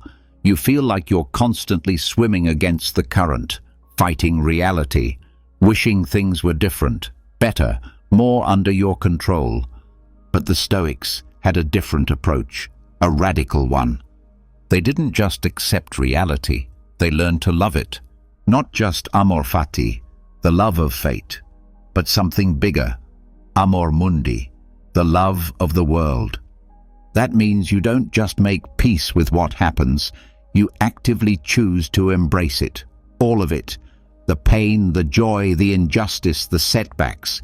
You stop seeing the world as something broken that needs to change before you can be happy, and you start seeing it as your teacher, your forge, your path. This is amor mundi activation, the mindset that says, I will not curse the world, I will meet it with love and work with what it gives me. That doesn't mean you agree with everything. It doesn't mean you stop wanting to improve yourself or help others. It means you stop resisting what is. You stop trying to bend reality to your liking and instead train yourself to respond wisely to it. When someone betrays you, you say, "This is part of the world I live in, and I will use it to grow." When a plan fails, you say, "This is part of the path, let me learn from it." When life delivers something painful, you say, "This too belongs, I will not fight it, I will rise through it." Marcus Aurelius faced war, plague, political chaos, and the death of his children. But he never once wrote, "Why me?" Instead, he said, "The impediment to action advances action. What stands in the way becomes the way." That is amor mundi. He loved the world, not for what it gave him, but for what it gave him the chance to become. You can train this. You can activate it daily. It starts with a pause. When something goes wrong, stop the usual reaction. Don't resist. Don't curse. Don't complain. Just breathe and say, "Good, this too is part of it." Then ask, what can I build with this? Who can I become through this? Amor mundi is not weakness. It's not passive. It's the highest form of strength, because it means nothing can shake your inner peace, not even the world itself. You stop being ruled by frustration. You stop waiting for things to be perfect. You stop seeing life as a test and start seeing it as a partner. This is a shift from war to alignment, from struggle to flow. You become unbreakable, not because life becomes easier, but because you stop demanding that it does. So the next time the world disappoints you, remember this. It was never meant to please you. It was meant to shape you. And if you choose love for all of it, you become someone no failure, no injustice, no twist of fate can defeat. Activate Amor Mundi and walk forward, not in resistance, but in powerful, peaceful acceptance. This is your world. Love it, live it, use it. Number 27. Let your actions speak louder than your promises. You've said it before. This time, I'm serious. Starting tomorrow, I'm all in. No more excuses. And maybe you meant it. Maybe you felt it in your bones when you said it. But then, when the moment came to follow through, you broke the promise. Not always loud, sometimes just a quiet, not today. A subtle compromise. A skipped step no one noticed. And you told yourself, it's fine, I'll start again tomorrow. But here's the truth. The more you break those private promises, the less you trust yourself. The more you talk without action, the more you teach your mind that your words don't mean much. The Stoics didn't care for declarations. They didn't chase applause. They didn't post their discipline. They lived it. Not for attention, for truth. This is silent accountability. The habit of holding yourself to a standard when no one's watching, of doing what needs to be done, not because someone is checking, but because you are. Epictetus said, "Don't explain your philosophy, embody it." That means don't announce it. Don't boast about it. Don't talk about the plan. Be the plan. You don't owe the world an explanation. You owe yourself consistency. Stop saying what you're going to do. Show it. Quietly, consistently, relentlessly. You don't need to broadcast your goals. Let your results whisper them back to you. This kind of accountability doesn't look flashy. No big reveal, no applause, just action. Quiet, focused, daily. You do the hard thing when it's boring. You keep the promise when no one's watching. You finish the workout. You make the call. You sit down and write, even when no one will know if you skipped it. And that builds something deep, something unshakable, self-respect. Because when you live with silent accountability, you don't need validation. You don't need permission. You don't need someone clapping for you every time you make the right choice. You know what you did. That's enough. You build integrity from the inside out. And when failure comes, and it will, you won't fall apart, because you'll know you showed up. You'll know you didn't fake it. You'll know your effort wasn't just for show. So from now on, keep your standards high and your mouth quiet. Write the page, make the move, keep the habit. Don't post about it, don't explain it. Let the discipline speak, let the work speak, let your life speak. And when doubt shows up, when fear says you're not really that strong, your actions will answer, watch me. Not with noise, with proof. Number 28. Rewrite the story fear wants you to believe. Fear is a storyteller. It always has a narrative ready, and it's fast, so fast you don't even notice the words forming in your mind. One mistake and the voice says, "See, you're not good enough." One failure and it whispers, "You'll never recover."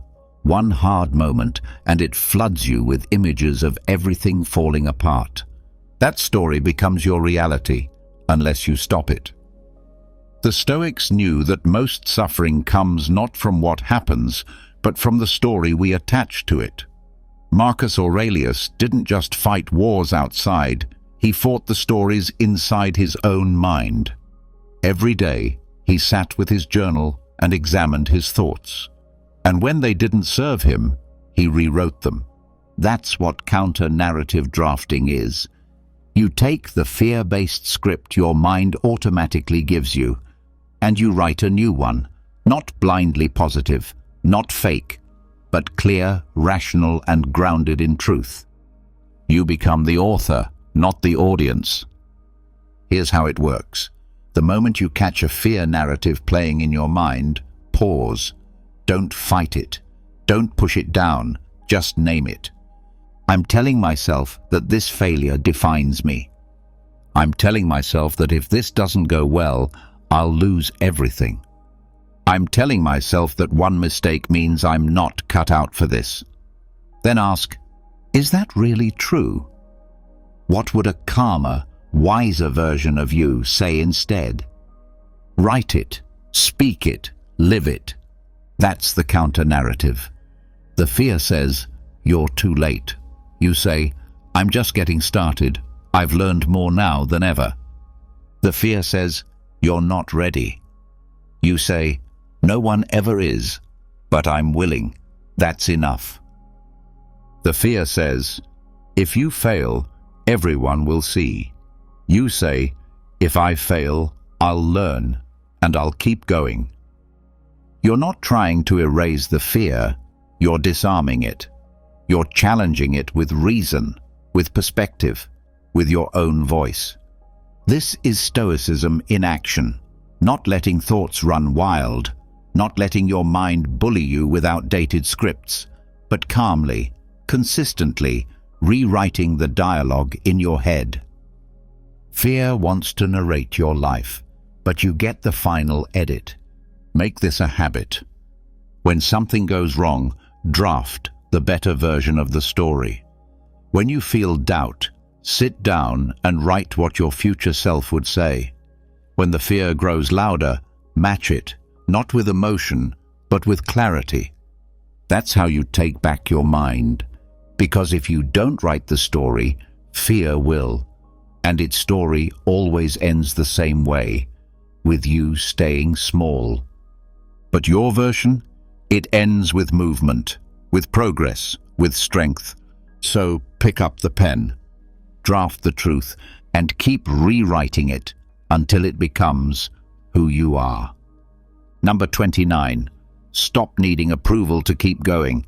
You do something bold. You put yourself out there. You make progress. You take the risk. You step outside your comfort zone. And then you wait. You wait for someone to notice, to clap, to say, well done. And when they don't, you start to question yourself. That's the trap. You've tied your effort to approval. You've built your self-worth on whether or not the world reacts. But the Stoics knew better. They didn't depend on praise because they understood that praise is unstable. It comes and goes. Sometimes it's fair, sometimes it's blind, and sometimes it never shows up at all. This is the power of decentralized praise, removing your need for external validation and anchoring your motivation in something deeper, your values, your growth, your discipline. You stop doing things to be seen. You stop waiting for the world to say you're good enough. You stop handing your confidence to other people's opinions. Marcus Aurelius, one of the most powerful men in history, wrote in his journal, not to impress anyone, not to publish a book, but to strengthen himself, alone, quietly.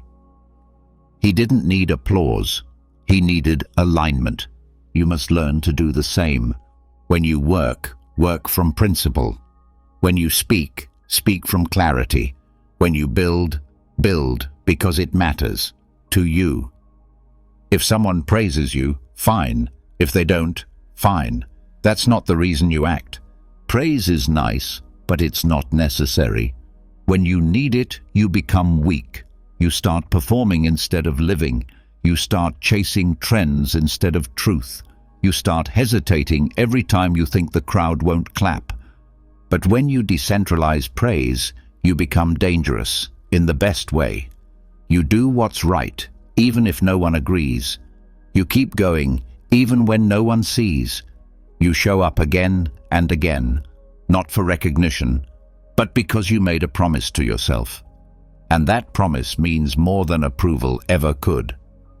Seneca said, "A good character, when established, becomes a guarantee of enduring praise, but to seek it actively is to make yourself dependent.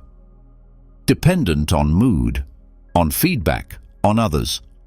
Break that dependence. Stop refreshing for likes. Stop replaying compliments. Stop letting silence make you feel like you're not enough. You are not here to perform. You are here to grow. So set your standard, hold it, whether the room claps or not. Do the work without the need for witnesses, because the strongest people in the world are the ones who keep moving forward even when no one is watching, and especially when no one is cheering. That's decentralized praise. That's inner freedom. And once you build it, no one can take it from you. Number 30. Quiet the crowd before it speaks. You're about to take a step. Say something real. Try something bold. You feel it rise in you. Courage, direction, clarity. And then, almost instantly, another voice appears. Not your own. A chorus of imagined critics. What will they think? Who does she think she is? What if they laugh? And just like that, you hesitate. You shrink. You stay quiet. This is the power of pre-silenced opinions, the ones that stop you before anyone says a word. The ones you hear in your head, not in the world. The ones you've rehearsed so many times, you don't even realize they're there anymore. But the Stoics saw this trap clearly.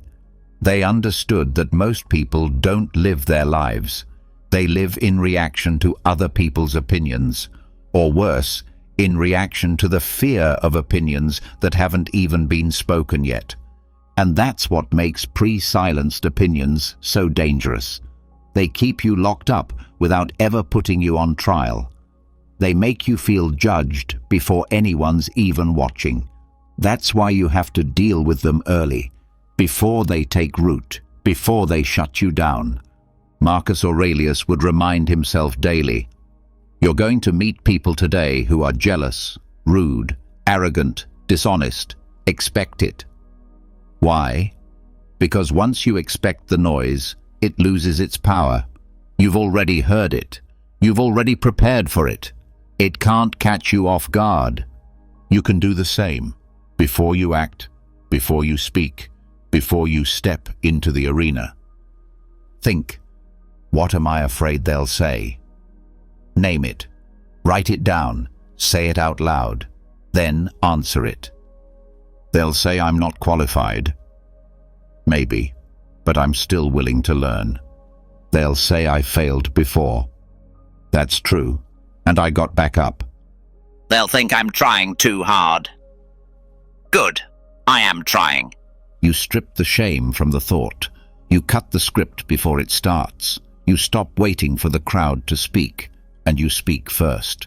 This is not about arrogance. It's about preparation. It's about walking into the fire already knowing what the flame feels like. When you anticipate judgment, you disarm it. When you face the thought directly, you weaken its hold. And when you move forward anyway, you train your mind to trust you, not them. The opinions will come, maybe in whispers, maybe in silence, maybe just in your imagination. But if you've already heard them, already responded, already accepted them, they can't control you. You're free. So make this a daily practice. Before you take any bold step, pause and ask, what opinions am I afraid of hearing? Then pre-silence them, not by fighting, not by hiding, but by hearing them first and choosing to move anyway. That's what Stoics do. They don't wait to be judged. They live in such a way that judgment loses its meaning. So the next time fear tells you they're going to talk, answer back. Maybe, but I've already listened, and I'm still here. Then take the step, unshaken, unapologetic, already free. Number 31. Act like the person you want to become, even in secret.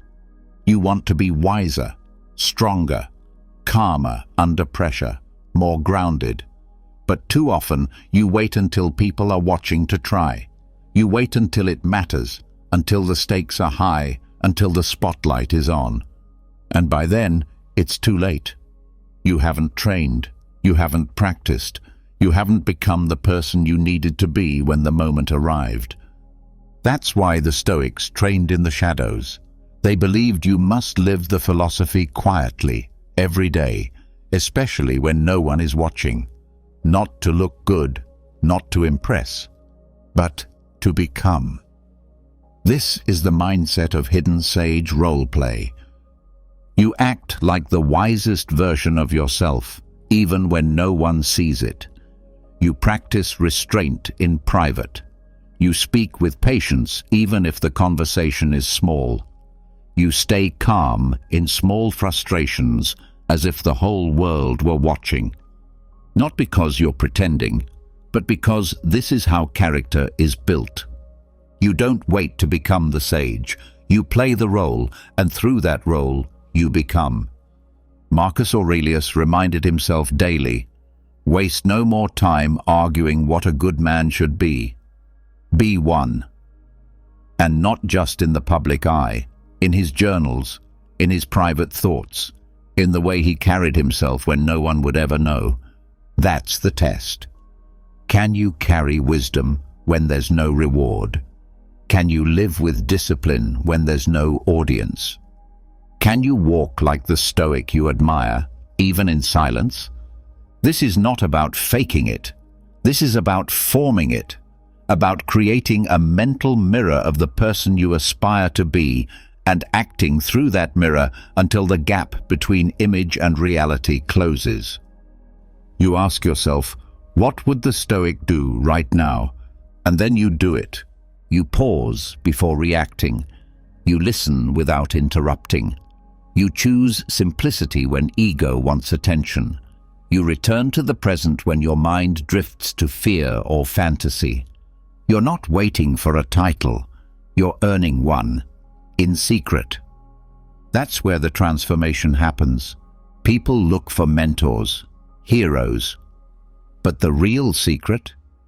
You become your own sage by playing the role before you feel ready. You step into it now, not later. Not when you're perfect. Now. And every time you play that role, the real version gets closer. You respond with wisdom when anger rises. Point. You walk away from drama without explaining yourself. Point. You take the harder path without needing applause. Point. You are role-playing your future self, and every move makes it more real. No one needs to know. That's the beauty of it. You don't need to tell people who you're becoming. You just need to become it. Quietly, consistently, internally. Over time, something changes. You no longer have to ask, what would the Stoic do? You just do it. Because the role isn't a role anymore. It's who you are. Number 32. Follow the command behind the feeling. There's a voice inside you. It doesn't shout, it doesn't threaten, but it speaks with quiet authority. When you're about to procrastinate, it says, you should do it now. When you're tempted to cut corners, it whispers, you know better.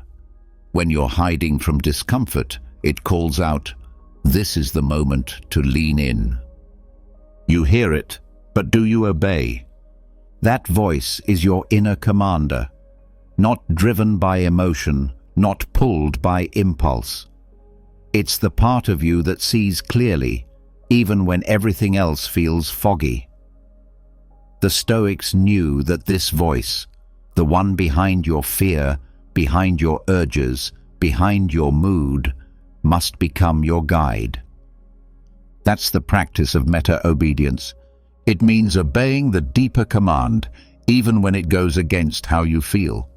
It means doing what's right, not what's easy, not what's popular, not what brings fast comfort. You don't obey your mood, you obey your mission.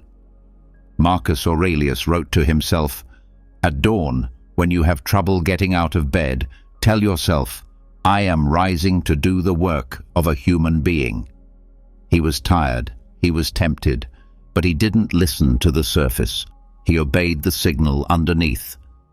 Get up, do your work, honor your principles, You know this voice. You've heard it before. The moment you're about to scroll for an hour, it says, stop. The second you want to blame someone else, it says, take responsibility. Right before you quit, it says, push one more time. But here's the thing. The voice doesn't force you. It invites you, and you have to choose whether or not to obey. Most people don't. They ignore it. They listen to emotion instead. They obey comfort. They obey fear. They obey anger. And slowly, they lose touch with their inner compass. But you can train yourself to listen. You can train yourself to respond, not to the surface feeling, but to the signal beneath it.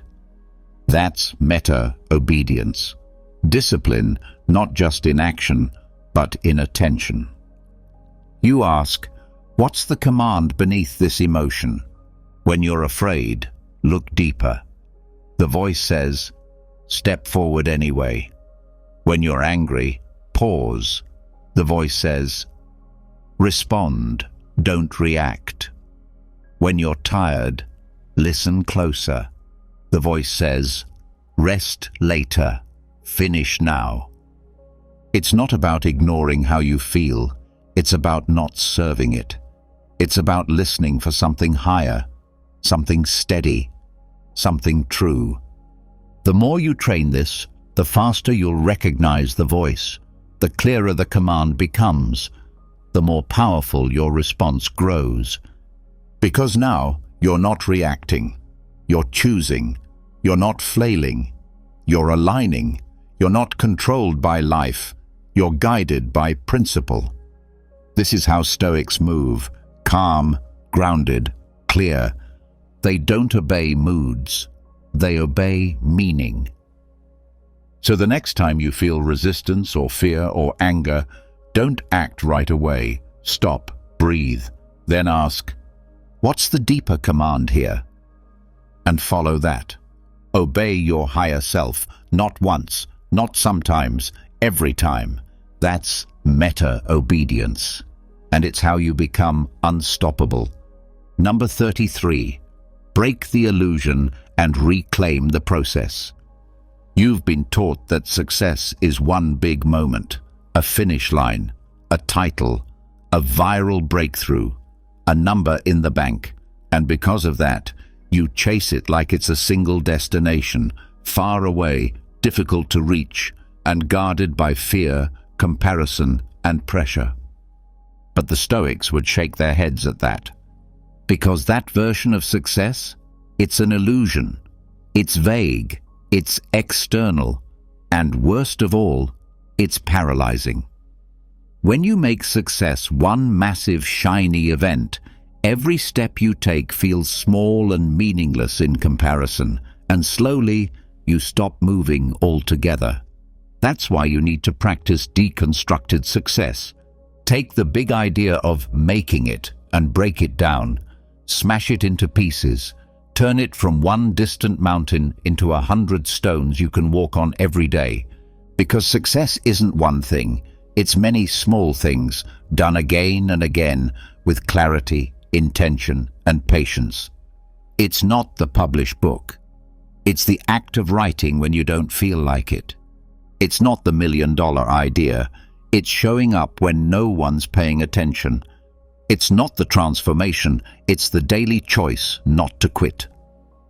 Seneca said, "Well-being is realized by small steps, but it is no small thing." That's the truth. Real success isn't dramatic. It's disciplined. It's made in silence. Made through effort, not applause. So ask yourself, what does success actually look like today? Not 5 years from now, not in fantasy, today. Is it completing a task you've been avoiding? Is it showing up to your routine even when your motivation is gone? Is it telling the truth when lying would be easier? These are real wins, but most people overlook them because they don't feel like success. They're not impressive enough, not flashy enough. But here's the truth. The person who masters the process masters the outcome. And when you break success into manageable, repeatable actions, fear begins to fade. The pressure to get there disappears, because you're already doing it. You're already building it. One decision at a time. You're no longer chasing a moment. You're owning the pattern. The Stoics never waited for victory parades. They found success in self-control, in alignment, in doing what needed to be done, without needing the world to clap for it. You must do the same. So take the vision, the dream, the thing you're aiming for. Now deconstruct it. What's the smallest possible action you can take toward it today?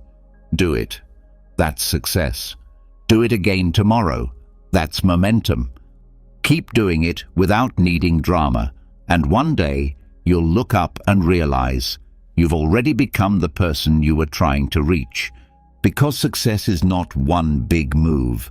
It's hundreds of quiet ones stacked in your favor. So stop waiting to arrive.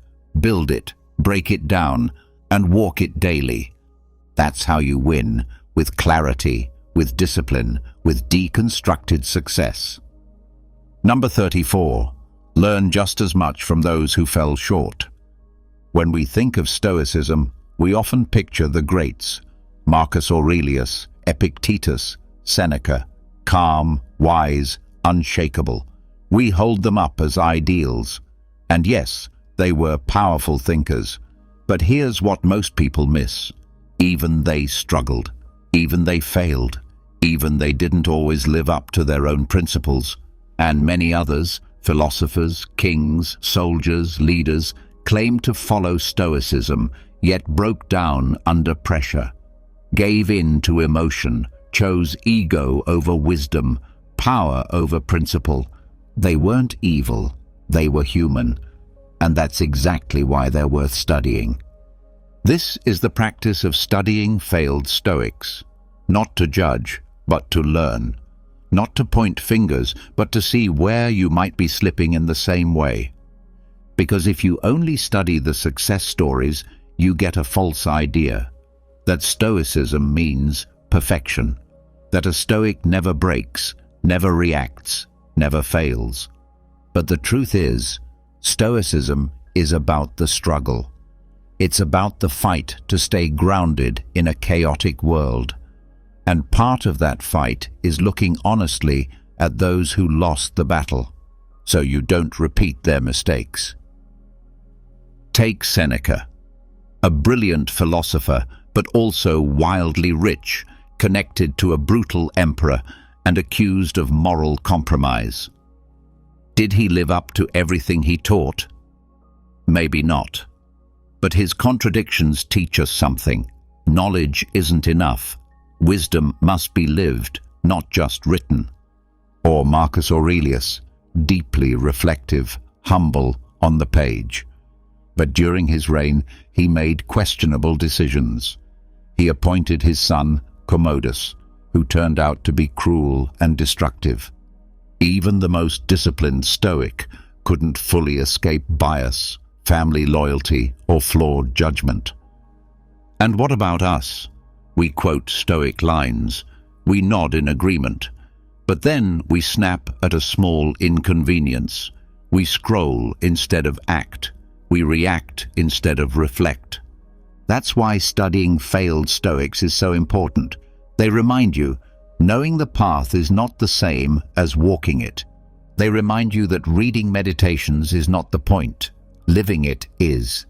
You need to see where others fell, not to feel superior, but to stay alert. Where did they give in to comfort? Where did they choose ego over clarity? Where did they preach virtue but protect status? Because those same cracks might be forming in you. You say you want to be calm, but do you practice it when people criticize you?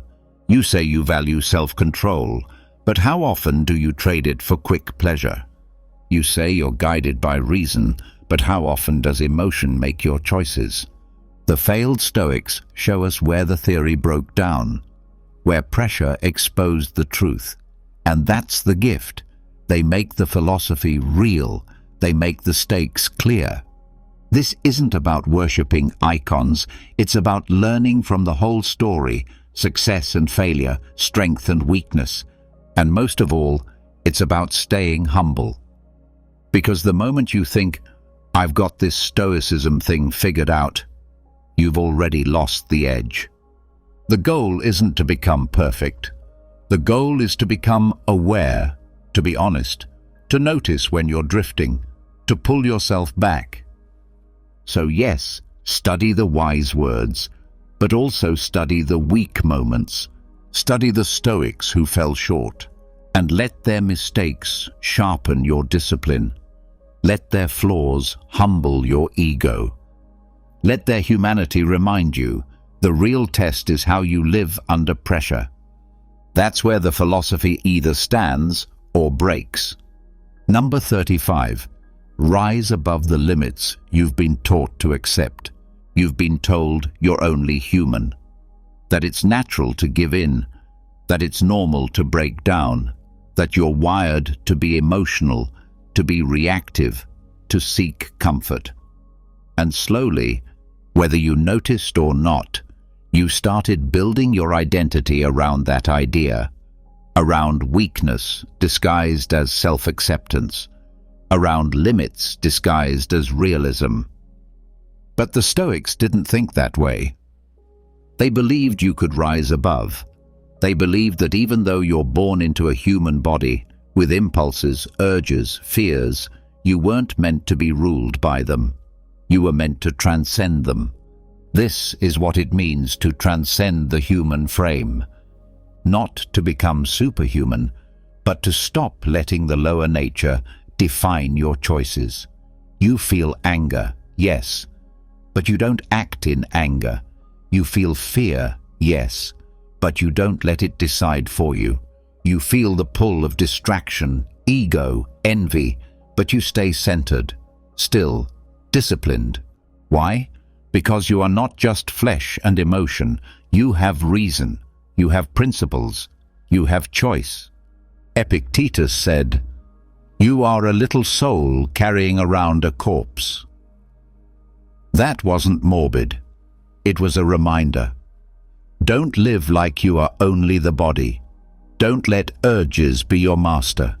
Use your higher self, the part of you that can observe, that can step back, that can choose. Because here's the truth. You don't need to obey every emotion that enters your chest. You don't need to follow every impulse your brain throws at you. You don't need to be a slave to mood, fear, hunger, laziness, or desire. You can pause, breathe, rise above. You can override what feels automatic. This isn't about pretending you're a god. It's about refusing to live as an animal. You were given a mind for a reason. So when the world is loud, transcend. When your emotions boil, transcend. When your excuses scream, transcend. Not by force, not by suppressing, but by observing, by choosing the higher path, by seeing your thoughts like passing clouds, not commands, not truth, just noise. And you stay still in the middle of it all. Marcus Aurelius faced war, betrayal, sickness, death, and still wrote about being calm, fair, disciplined. He didn't do it because it was easy. He did it because he knew what he was capable of if he remembered who he was, not just a man, but a mind, a soul, a set of values walking through chaos. You are capable of the same, but only if you stop using your humanity as an excuse. I'm just tired. I'm just emotional. I'm just not motivated. No, you're just forgetting your power. The power to decide, the power to direct your focus, the power to step outside the automatic response. That's what it means to transcend. It doesn't mean you stop being human. It means you stop being trapped in what human nature defaults to. You don't reject the body, you master it. You don't reject emotion, you channel it. You don't reject fear, you walk through it with eyes open. This is what the Stoics trained for, and this is how you end the journey, not with applause or perfection, but with quiet, steady elevation. So when the next wave hits, whatever it is, remember, you can respond as you were taught to, or you can rise. You can transcend the human frame and walk forward as the master of your mind, not the prisoner of your habits. You've just walked through 35 Stoic strategies, not quotes, not fluff, but real, grounded tools forged in fire and tested by time. Tools that help you break fear apart, silence self-doubt, and step forward with clarity, no matter the outcome. From rising with purpose to practicing silent accountability, from collecting failure like currency to transcending the limits of your own mind, what you've learned here isn't just philosophy. It's a blueprint for living. Remember, fear of failure only controls those who never challenge it. But now, you have everything you need to fight back. Not with emotion, not with ego, but with discipline, with awareness, with action. Now it's your turn. Drop a comment below and tell me, which of these 35 strategies hit you the hardest? Which one are you going to apply today? Don't just write it, own it. That's how you start to change. And if this video helped sharpen your mindset, don't let it be the last. Subscribe now and join a growing group of warriors training their minds to be stronger than their fears, one principle at a time. The world doesn't need more noise, it needs more grounded minds. Let's keep building yours. Marcus Aurelius once wrote that at the beginning of each day, we should pause and ask ourselves what hopes we hold for the hours ahead, and what steps we can take to make the most of them. This is because every new day offers a fresh opportunity to live in alignment with our virtues. In this video, we'll delve into 8 powerful Stoic morning habits that can help you begin each day with intention and inner peace. These habits are not just practical tools, they are deeply grounded in Stoic teachings and philosophy. Each one is designed to help you bring your thoughts and actions into harmony with the principles that guide a Stoic life. As we explore these habits, I will also share timeless quotes from key Stoic thinkers like Marcus Aurelius, Seneca, and Epictetus. These quotes serve not only to inspire, but also to illuminate the deeper philosophical meaning behind each practice. Before we continue, I would truly appreciate it if you could take a moment to like this video. It helps us reach more people who might benefit from these teachings. And if you don't want to miss any of the upcoming content, make sure to subscribe and activate the notification bell. Let's begin with the first habit: morning reflection. When you wake up, consider the incredible gift of simply being alive, the gift of breathing, of thinking, of feeling joy, and of being able to love. Marcus Aurelius captures this beautifully. The first Stoic habit I want to present is the practice of morning reflection. This habit lays the foundation for starting your day with mental clarity and a strong sense of purpose. Morning reflection is a period of quiet introspection. It's a moment we intentionally carve out to revisit our values, our objectives, and what truly matters in life. Morning reflection is essentially a meditative practice. It's a contemplative exercise performed in the stillness of the early hours, free from distractions. This practice allows you to connect with your innermost thoughts and feelings. It mentally prepares you for the day by helping you align your upcoming actions with your deeper values and guiding principles. Let's first consider the benefits of this habit, and then explore how to put it into practice. One of the key benefits is mental clarity. Taking a few moments to reflect clears your mind of unnecessary concerns and allows you to focus on what's truly important. This clarity helps you approach the day with a more organized and purposeful mindset. Another benefit is the sense of direction it provides. By setting a clear intention for the day, you can ensure that your actions remain in step with your values and priorities. Morning reflection also fosters emotional resilience. When you think deeply about your principles and how you plan to embody them, you become more capable of handling stress and adversity with calm and poise. Lastly, this practice encourages personal growth. By engaging with your thoughts and evaluating your internal landscape, you can become more self-aware and begin to work consciously on areas you wish to improve. To practice morning reflection, begin your day in a space that offers comfort and tranquility. This could be a quiet corner in your room, a peaceful spot in your garden, or any place that allows you to feel at ease and free from interruptions. Before diving into your thoughts, take a few deep, calming breaths to help anchor you in the present moment. Reflect on the Stoic virtues, wisdom, justice, courage, and temperance, and think about how you can live out these principles in the day ahead. Visualize your upcoming experiences, the interactions you'll have, the challenges you may face, and how you can respond to each scenario with patience, reason, and virtue. Ask yourself, what opportunities will I have today to practice these values? Set your intentions clearly. What specific actions can you take to live in greater alignment with your values? How might you contribute to your own growth and to the well-being of those around you?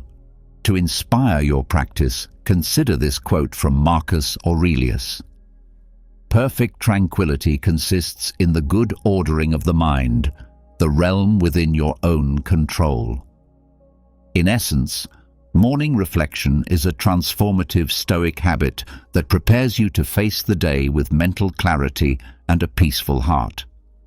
So tomorrow, before jumping into your routine, give yourself a few moments to reflect and define your purpose.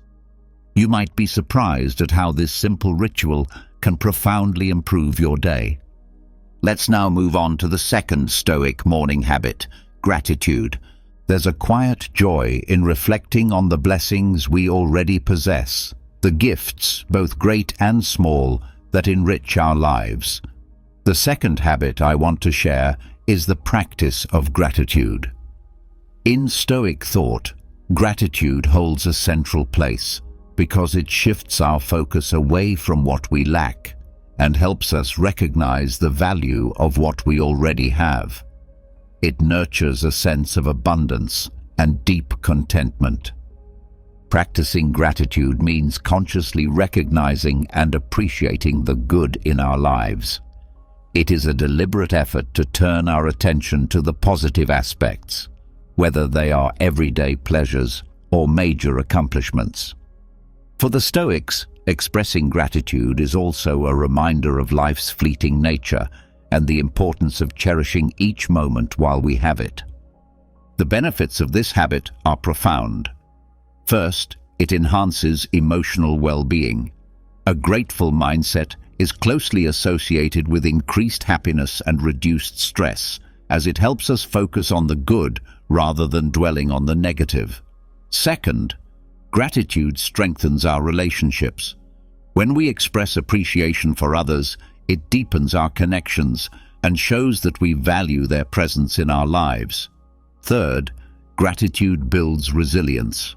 When we're grateful, we're better equipped to handle life's difficulties because we maintain a more balanced and hopeful perspective. Lastly, this habit fosters a mindset of abundance. Instead of constantly striving for more or lamenting what's missing, gratitude teaches us to truly appreciate the present and what it already offers. You can practice gratitude each morning by setting aside time to write down the things you're thankful for in a journal. This might include your health, your loved ones, or even the simple joy of a quiet morning or a comforting cup of tea. If journaling isn't your style, you can instead take a few silent moments to reflect on the blessings in your life. Sit quietly, close your eyes, and let your mind wander through all that you are grateful for. Begin your day by focusing on the positive things you anticipate, the little joys that may await you. This simple act can lift your mood and transform your outlook from the very start of the day. You might also consider taking a moment to thank someone in your life. It could be through a quick message, a phone call, or simply by telling them in person how much they mean to you. As Epictetus wisely said, it is not happiness that makes us grateful, but gratitude that makes us happy. Gratitude is a powerful force for living more fully and meaningfully. By beginning your day with a grateful heart, you invite greater joy and peace into your life. This habit not only supports your emotional health, but also deepens your bonds with others and helps you greet each day with a more optimistic spirit. So tomorrow morning, pause for a moment to acknowledge all that you have to be grateful for. You may find that this simple act can truly change the course of your day. Now let's move to the third Stoic morning habit, reading and study. Marcus Aurelius once said, "Don't waste time debating what a good person should be. Just be one." The third habit is the daily practice of reading and studying philosophical and uplifting texts. For the Stoics, wisdom is not a luxury.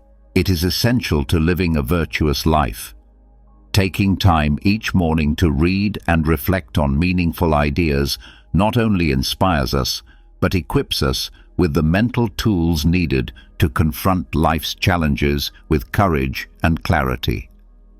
Morning reading and study involve dedicating a specific time each day to absorb knowledge that enriches both the mind and the soul. This practice doesn't have to be limited to Stoic works.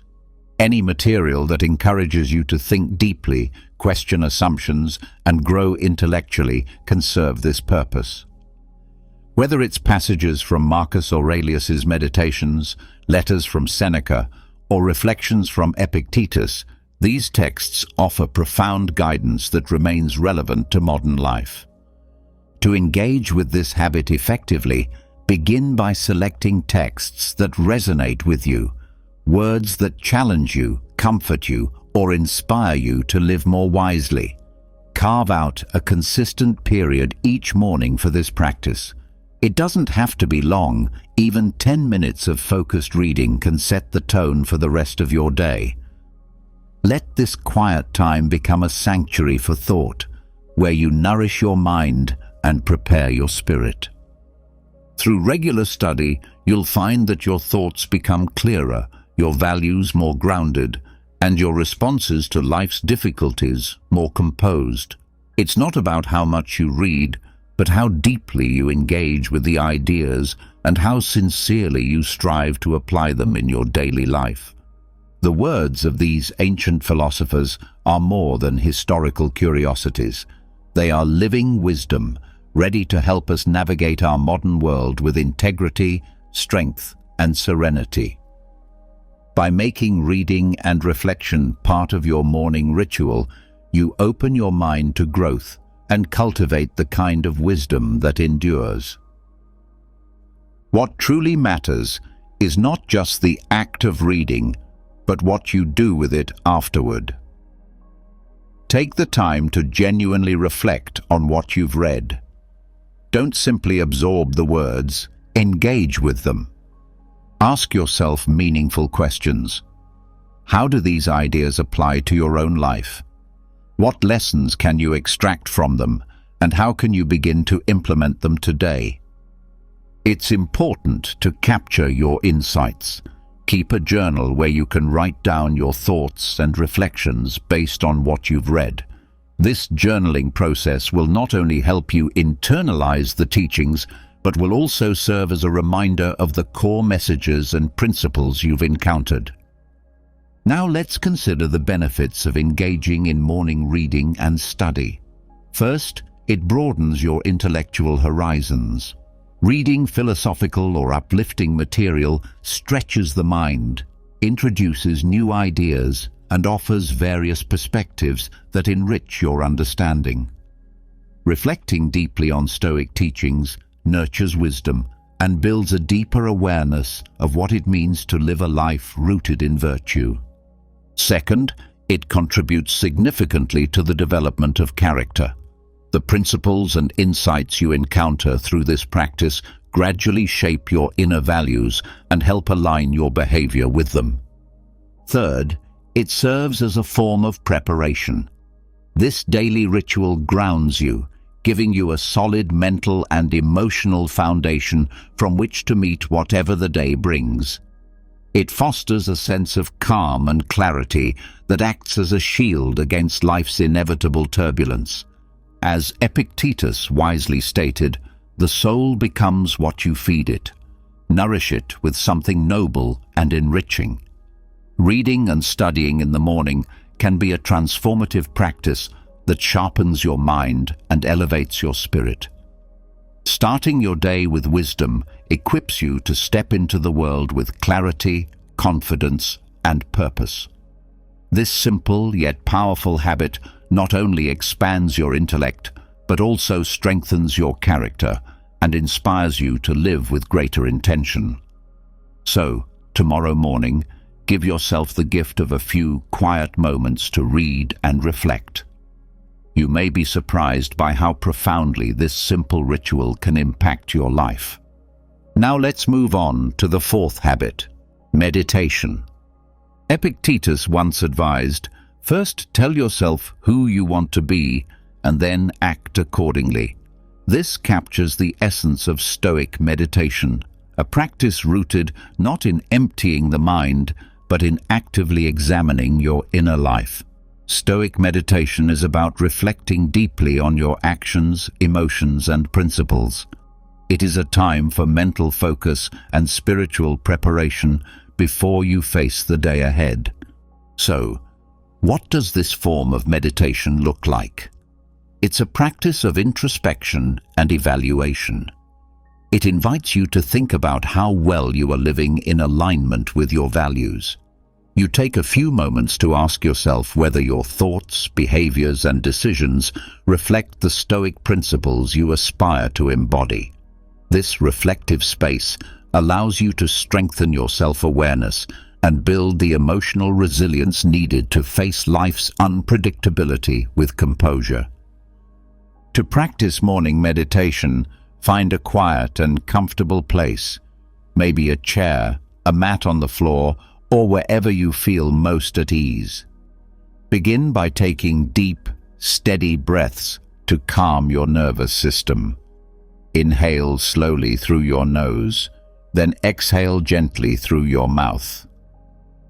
Once centered, bring your Stoic ideals to mind. Ask yourself, in what ways can I live more virtuously today?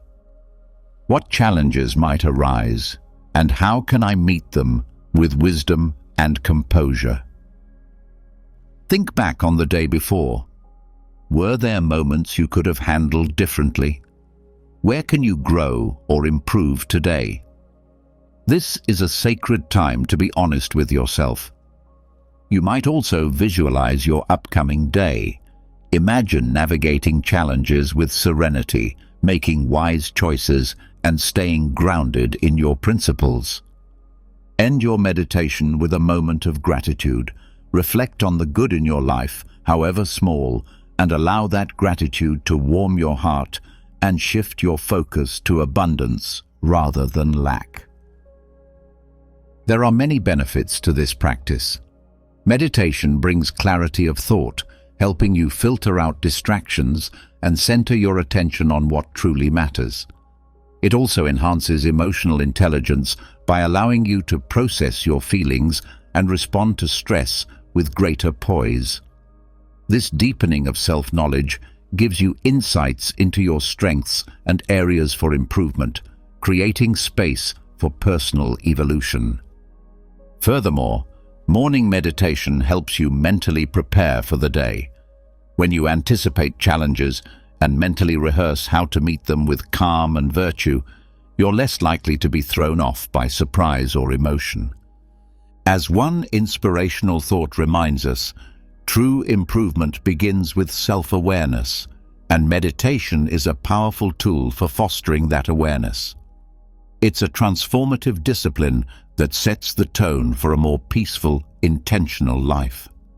Spending a few minutes in quiet reflection each morning can fortify your spirit and bring a centered focus to your day. This daily commitment not only enhances mental and emotional well-being, but also supports you in staying true to your Stoic values. So, tomorrow morning, find a quiet space, take a few deep breaths, and devote time to this inner work. You may find it becomes one of the most grounding parts of your life. Next is the fifth habit, physical exercise. The saying, "A healthy mind in a healthy body," captures the Stoic belief that caring for both the body and the mind is essential. The Stoics placed high value on physical health, not for vanity or appearance, but because a sound body supports a resilient and disciplined mind. Morning physical activity does more than energize you physically. It also sharpens your mental state and bolsters your spirit. So what does physical exercise mean in the Stoic tradition? It's not just about working out for the sake of fitness. It's about building inner discipline, strength, and endurance through consistent physical activity. The Stoics weren't concerned with aesthetics. Instead, they saw exercise as a training ground for the mind and character, a means of cultivating perseverance and harmony within oneself. Choose a form of movement that brings you joy and energy. It might be a brisk walk, yoga, stretching, running, weightlifting, or any activity that uplifts your body and spirit. The practice doesn't need to be lengthy. Just 20 to 30 minutes each morning can create a profound impact. What matters most is the regularity of the routine. Focus not on quick results or physical perfection, but on how this practice enhances your overall wellness. Exercise should elevate your energy levels, improve your mood, and help you feel more grounded in your body. Remember to respect your physical limits. The goal is to build strength, not to injure yourself. Be mindful of how your body feels and adjust intensity gradually. You can also integrate your physical activity with reflective practices. For instance, during a walk, contemplate your Stoic principles or practice gratitude. This combination nurtures both the body and the mind, deepening the benefits of your morning ritual. The rewards of regular morning exercise are numerous. It significantly improves physical health, enhancing cardiovascular function, strengthening muscles and bones, and supporting a healthy weight. It also infuses your mornings with energy, making you feel more alert, alive, and ready for the day. Physical activity is a natural stress reliever. It stimulates the release of endorphins, your brain's feel-good chemicals that elevate your mood and ease anxiety. Maintaining an exercise routine fosters discipline and strengthens your will, which are crucial qualities for any Stoic-minded individual. Beyond the physical, exercise supports mental wellness. Studies consistently link regular movement with improved mood, reduced depression, and better emotional balance. As Epictetus observed, the body must be conditioned to support the soul. A strong soul cannot reside in a frail body. Physical exercise, then, is more than a fitness goal. It is an essential part of a balanced and meaningful life. Incorporating movement into your mornings not only cares for your physical self, but also strengthens your mental and emotional resilience. It prepares you to meet the day with vigor, confidence, and clarity of mind. So tomorrow morning, rise up and move. You'll likely find that this simple habit reshapes not just your body, but your outlook on life. Finally, we arrive at the sixth habit, planning the day. As Marcus Aurelius once noted, the art of living is more like wrestling than dancing. It demands alertness, readiness, and the ability to respond thoughtfully to sudden challenges. This makes planning your day a crucial Stoic habit. Rather than drifting into your tasks and activities, take time each morning to outline your intentions and responsibilities. The Stoics valued deliberate action. They believed in being prepared and proactive, not impulsively reactive. Planning your day doesn't just enhance your productivity, it ensures that your actions align with your deeper values and goals. In the Stoic framework, planning is not just about checking off tasks. It's about setting priorities, identifying meaningful objectives, and being ready for possible obstacles. It's a time of reflection and intention setting. What do you want to accomplish today? And how can you do so in a way that is thoughtful, virtuous, and effective? This daily practice fosters clarity and order, allowing you to live with intention rather than being swept up by chaos or distraction. By thinking ahead and anchoring your goals in your core values, you create a roadmap that leads you toward a more principled and purposeful life. Be intentional with your actions, ensuring that every task you take on throughout the day reflects your values and deeper goals. Begin practicing daily planning by revisiting your long-term objectives. Think about what truly matters to you and consider how the actions you take today can move you one step closer to those overarching dreams. Once you've anchored yourself in your values, write down all the tasks you need to complete during the day. This should include both major responsibilities and everyday routines. Then, organize these tasks based on their importance and urgency. Ask yourself which actions are helping you advance toward your aspirations and which are essential for your well-being and that of the people around you. Next, create a daily schedule. Allocate specific time slots for each task, being mindful of your energy levels and ability to focus. Make sure to include short breaks and moments of rest so you don't burn out. Prepare yourself mentally for obstacles that might arise. Anticipate potential challenges and think through possible solutions and strategies to deal with disruptions or distractions before they occur. At the end of the day, pause to review your progress. Look at what you accomplished and make adjustments to your approach where necessary. Reflect on what worked well and what could be improved. The benefits of daily planning are numerous and powerful. First, it enhances your productivity. By planning ahead, you become more organized and efficient, allowing you to get more done in less time. Second, it significantly reduces stress. Knowing exactly what needs to be done and when gives you a greater sense of control and lessens anxiety. Third, planning sharpens your focus. When you know what's truly important, it's easier to stay on task and avoid distractions. Fourth, it supports your long-term ambitions. Daily planning keeps your goals in front of you, ensuring that you're making steady progress each day. Finally, it cultivates resilience. When you've already considered potential setbacks and planned how to deal with them, you're more equipped to stay calm and adaptable when the unexpected happens. As the philosopher Seneca wisely said, "If you don't know to which port you are sailing, no wind will be favorable."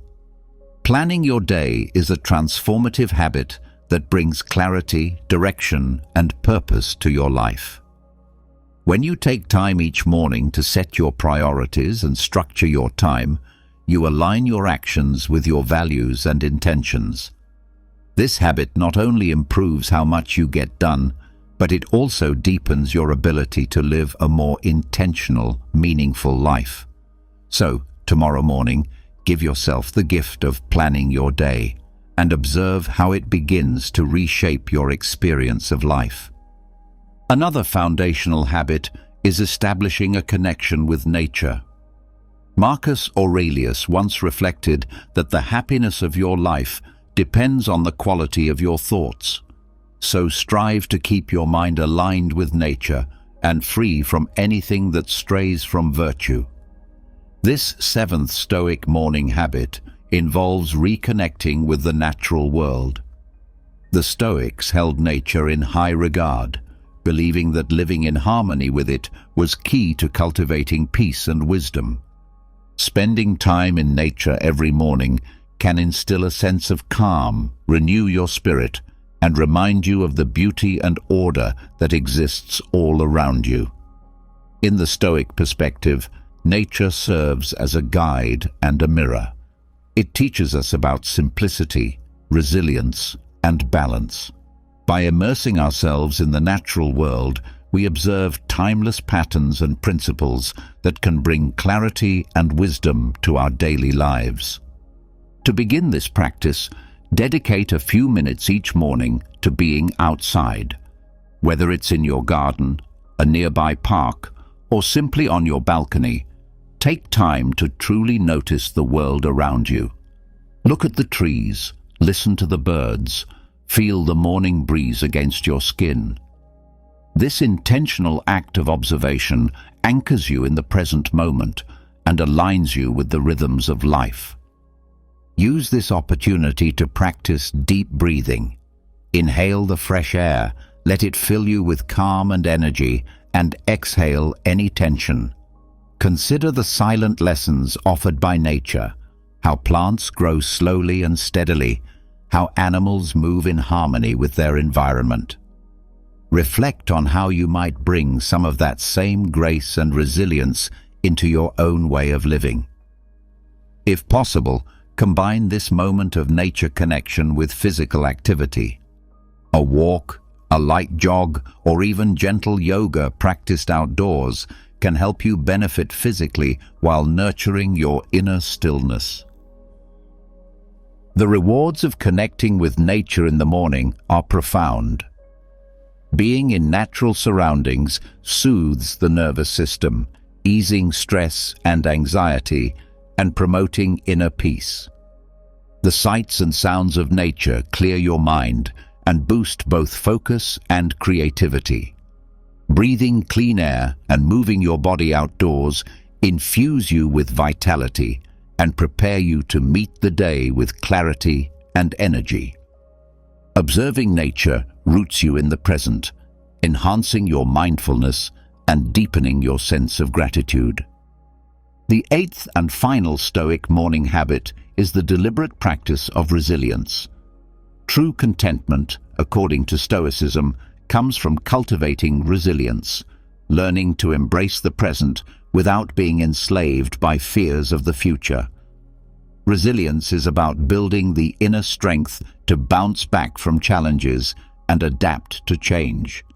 For the Stoics, this wasn't just a coping mechanism, it was a necessary virtue for facing life's inevitable hardships with courage and wisdom. The Stoic practice of resilience begins with mental preparation. Take a moment in the morning to imagine the potential obstacles you might face that day. These could include workplace frustrations, strained conversations, or unexpected stressors. Visualizing them helps you avoid being caught off guard. Prepare your mind to meet these challenges with composure. Remind yourself that while you may not control what happens, you always control how you respond. Choose to face difficulty with resolve and clarity. Adopt an attitude of acceptance toward the things you cannot change. Life naturally comes with both highs and lows, and part of resilience is understanding that adversity is not an enemy, it is a teacher. Within each struggle lies a lesson. Rather than seeing obstacles as threats, ask what they can reveal about yourself and how they can help you grow stronger and wiser. Let gratitude guide you through difficulty. Be thankful for the ways life tests you, for in those tests lie opportunities to evolve. Even in your darkest moments, there is value to be found. Gratitude reshapes your mindset and helps you find meaning where others may only see pain. The benefits of this morning resilience practice are transformative. You become more adaptable, able to respond to life's twists and turns with grace. Your stress levels decrease as you shift from resistance to acceptance and from fear to purposeful action. Your character deepens and your belief in your own strength solidifies. When you approach decisions with calm and clarity, you choose more wisely and live more intentionally. Emotional well-being follows. Resilience enables you to maintain hope and optimism, even in the face of great difficulty. As the saying goes, the hottest fire forges the strongest steel.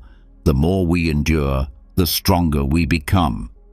Resilience is not about avoiding hardship, but about becoming someone who can stand firm in it, someone who can learn, grow, and keep moving forward. So, tomorrow morning, carve out a moment to prepare your heart and mind for whatever may come. Cultivate resilience as a quiet strength, and watch how this single habit begins to change not only your day, but the direction of your life. Today, we're diving into a topic that I'm sure many of you will find very interesting: how to detoxify our minds and stop overthinking everything. It sounds like something we all could use, right? There are times when our minds feel like a whirlwind, constantly spinning with endless thoughts, worries, and doubts that prevent us from being able to fully enjoy the present moment. But don't worry, because today I'm going to share 16 simple strategies based on Stoic philosophy that will help you free your mind and find inner peace. Imagine this: you're in bed, ready to fall asleep, but your mind is racing with thoughts about work, family, unmet goals, and even the future. You keep tossing and turning, unable to quiet the noise in your head. This is something we've all experienced at one point or another, but it doesn't have to be this way. The Stoics, with their ancient wisdom, teach us that we can train our minds to be calmer and more focused. And that's exactly what we're going to explore today. These 16 strategies, grounded in Stoic philosophy, are designed to help us live a more serene and balanced life. We'll take a closer look at each strategy, explaining not only how to apply them in our daily lives, but also why they work and how they can transform the way we think. To make this even more meaningful, I'll accompany each strategy with a special quote from a Stoic philosopher that will inspire you and help you understand the concept better. Let's start with the first strategy: the power of positive affirmations. This may sound simple, but it's often overlooked, and yet it can have a great impact. Seneca, a well-known Stoic philosopher, once said, "The greatest part of happiness depends on our disposition, not our circumstances." Positive affirmations are statements we repeat to ourselves with the intention of fostering a positive mindset and empowering ourselves. They are important because our thoughts have a profound effect on our perception of reality. If we constantly tell ourselves negative things, we'll begin to see the world in a negative light. However, if we change that internal dialogue and start telling ourselves positive things, our perspective can change drastically.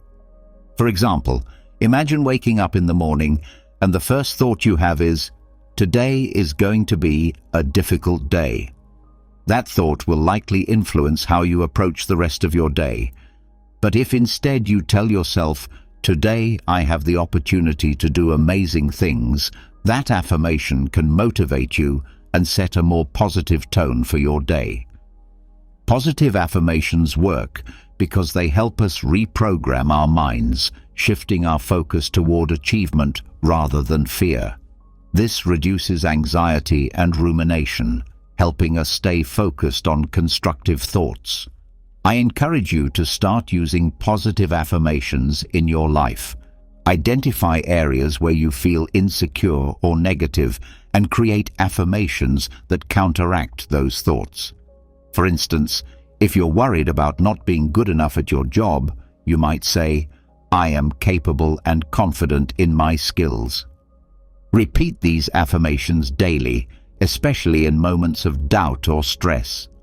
How do you feel about trying positive affirmations today? I encourage you to pick one that resonates with you and start using it. Now, let's move on to the second strategy: simplifying your life. It might seem like an obvious concept, but it's something we often forget to do. Seneca also said, "It is the mind that does good or evil.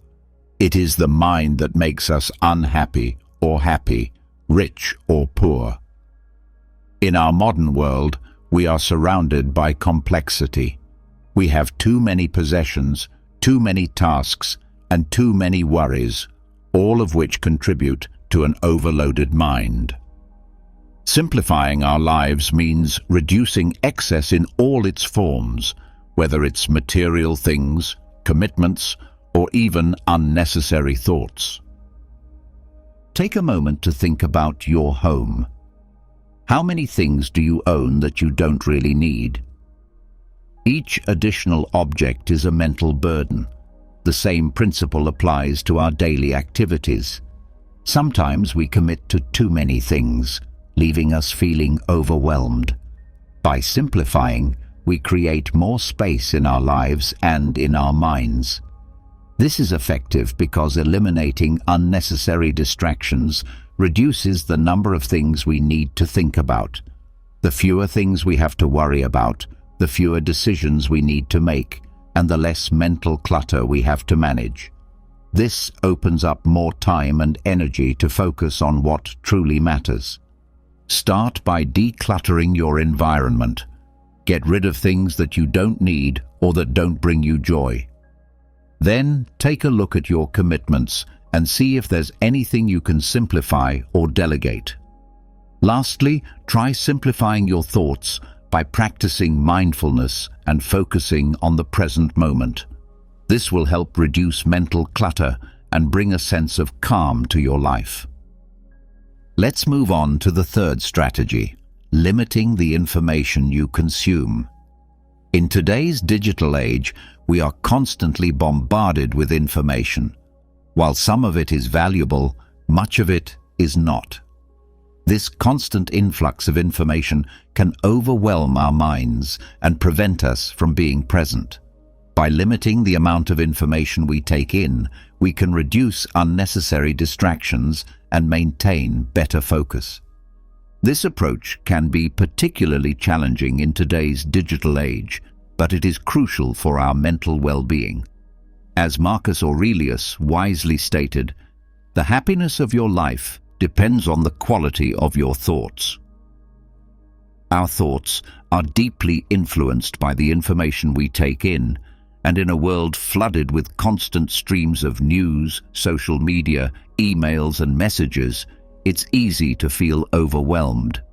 All of this competing for our attention can lead to information overload, leaving our minds feeling cluttered and stressed. By limiting the information we consume, we can alleviate this mental noise. To start, be more selective with the sources of information you engage with. Choose only those that genuinely add value to your life, and avoid the ones that only contribute to stress or anxiety. Another effective step is setting time limits for your use of electronic devices. For example, you might decide to check the news just once a day or restrict your social media use to certain times. This approach works because by reducing the information we consume, we allow our minds to breathe and have more space to process the things that truly matter. This creates room for deeper thinking and creativity. The fourth strategy encourages the development of a regular exercise routine, which benefits both our mind and body. Seneca once said, "The mind is anxious for the future, it is miserable." Exercise serves as an excellent way to calm that anxiety and clear our minds. Not only does regular physical activity improve our physical health, but it also has a significant positive impact on our mental health. When we exercise, our body releases endorphins, the chemicals that make us feel good and reduce stress. Exercise can also help us clear our minds as it shifts our focus from worries to movement and breathing. Imagine starting your day with a run, feeling the fresh air against your skin, the rhythmic movement of your feet on the ground, and your mind starting to clear. As you run, the worries about work or personal issues fade into the background. You're simply enjoying the moment, which is a great way to practice mindfulness while also taking care of your body. This works because exercise not only enhances physical fitness, but also helps us manage stress and anxiety more effectively. Furthermore, it provides a sense of accomplishment and well-being, which improves our overall attitude toward life. It's highly beneficial to incorporate more physical activity into your daily routine. The fifth strategy is daily meditation. Though this practice may seem simple, it has a profound impact on our mental clarity. Meditation is a powerful tool to calm the mind and reduce an excess of thoughts. It involves taking some time each day to sit in silence, focus on your breathing, and observe your thoughts without judgment. Through this practice, we train our minds to become more present and less reactive. Picture yourself finding a quiet space, sitting comfortably and closing your eyes. As you breathe deeply, you focus on the sensation of the air entering and leaving your lungs. If your mind starts to wander, you gently guide it back to your breath without self-criticism. This regular practice helps reduce stress and anxiety, allowing you to better manage the challenges of daily life. It works because meditation teaches us to observe our thoughts without becoming attached to them. Over time, this creates mental space, helping us see things more clearly and with less emotional attachment. It also reduces the volume of overwhelming thoughts and leads to a more calm and focused mind. The sixth strategy is about setting clear limits. This is crucial for maintaining peace of mind. Epictetus, a Stoic philosopher, reminds us, "No one can hurt you without your consent." This wisdom applies to our ability to establish boundaries in life. Setting boundaries means being clear about what you are willing to accept and what you are not, including your time, energy, and relationships. Without clear limits, we can become overwhelmed and resentful as we allow others' demands to take precedence over our own well-being. Imagine you are at work and your boss asks you to stay late for the third time in a week. Setting a boundary could mean respectfully saying, "I understand this is important, but I also need time to rest and recharge. I cannot stay late today." At first, this may feel uncomfortable, but it is vital for your health. This strategy works because when we set clear limits, we protect our time and energy, which allows us to focus on what really matters. Establishing boundaries reduces stress and anxiety, and it fosters healthier relationships. So, what do you think? Are you ready to start setting clearer boundaries? Let's move on to the next strategy. But before we do, take a moment to reflect on an area of your life where establishing a clear limit could bring you some benefits. Let's now talk about the seventh strategy. Surround yourself with positive people. This is an important aspect of life that can significantly influence our mindset, the people we choose to spend time with. The philosopher who is most powerful is the one who masters themselves. Part of mastering ourselves involves making wise choices about the company we keep. The people we surround ourselves with have a profound impact on our mentality. If we are constantly around negative people, we are likely to absorb that negativity. However, if we surround ourselves with positive people, those who support and uplift us, we also tend to have a more positive outlook. Picture a friend who always manages to find the silver lining and motivates you to do better. Spending time with such a person can leave you feeling inspired and more confident in yourself. On the other hand, spending time with someone who is always negative and complains about everything can drain your energy and bring you down. Why does this work? Because emotions and attitudes are contagious. When we are in a positive environment, we are more likely to feel happier and less stressed.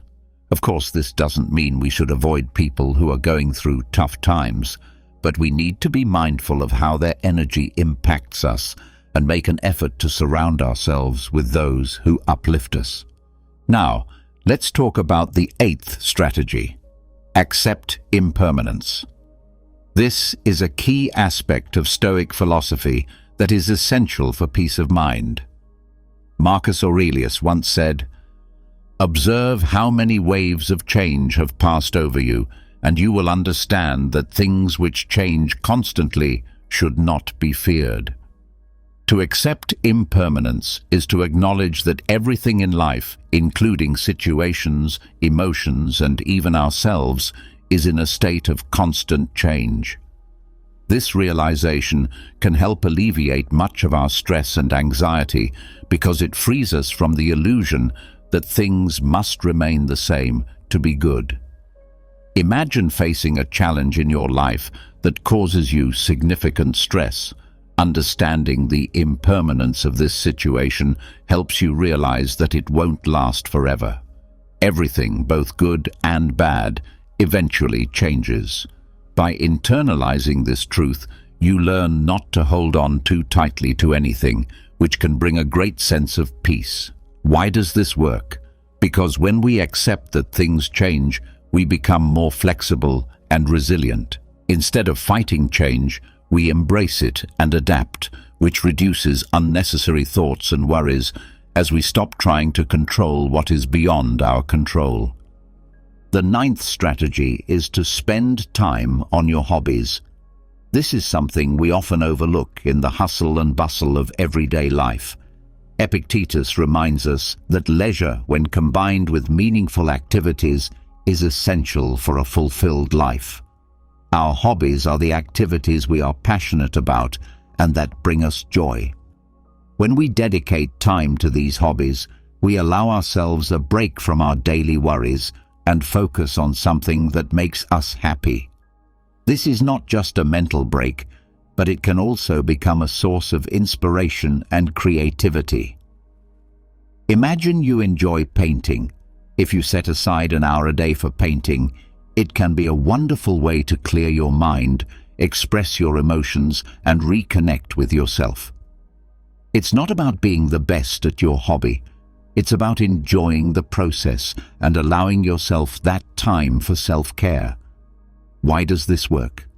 Because when we give ourselves permission to engage in activities that bring us joy, we nourish our soul, reduce stress, and help maintain a healthy balance in our lives. Hobbies also offer an excellent opportunity to practice mindfulness as we become fully immersed in the activity at hand.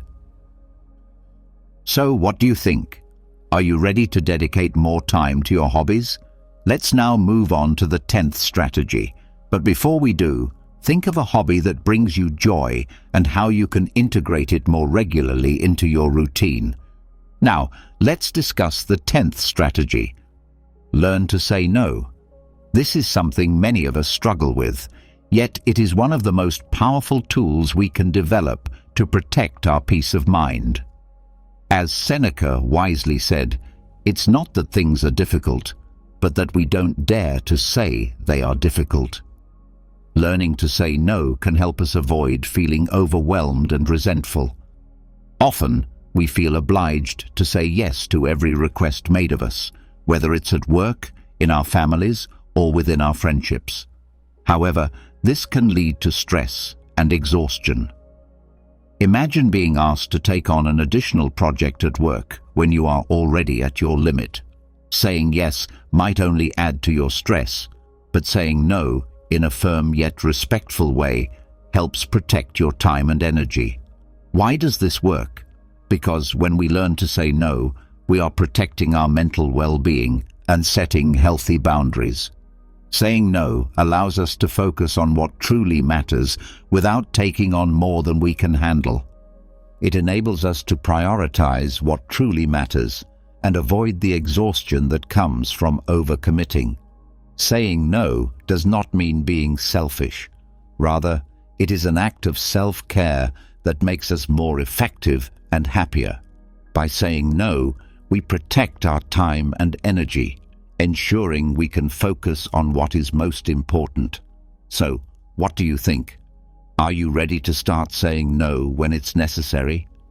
Take a moment to reflect on a recent situation where you could have said no and consider how it might have reduced your stress level. Next, let's talk about the importance of cultivating patience.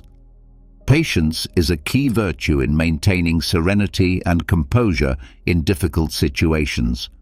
Marcus Aurelius once said that life is more like a battle than a dance, as we must be constantly alert and prepared for unexpected challenges. Patience is the ability to tolerate delays, problems, or suffering without becoming angry or anxious. In today's fast-paced world, where instant results are often expected, cultivating patience is essential for reducing frustration and stress. When we practice patience, we are better able to handle difficulties and reduce overwhelming thoughts.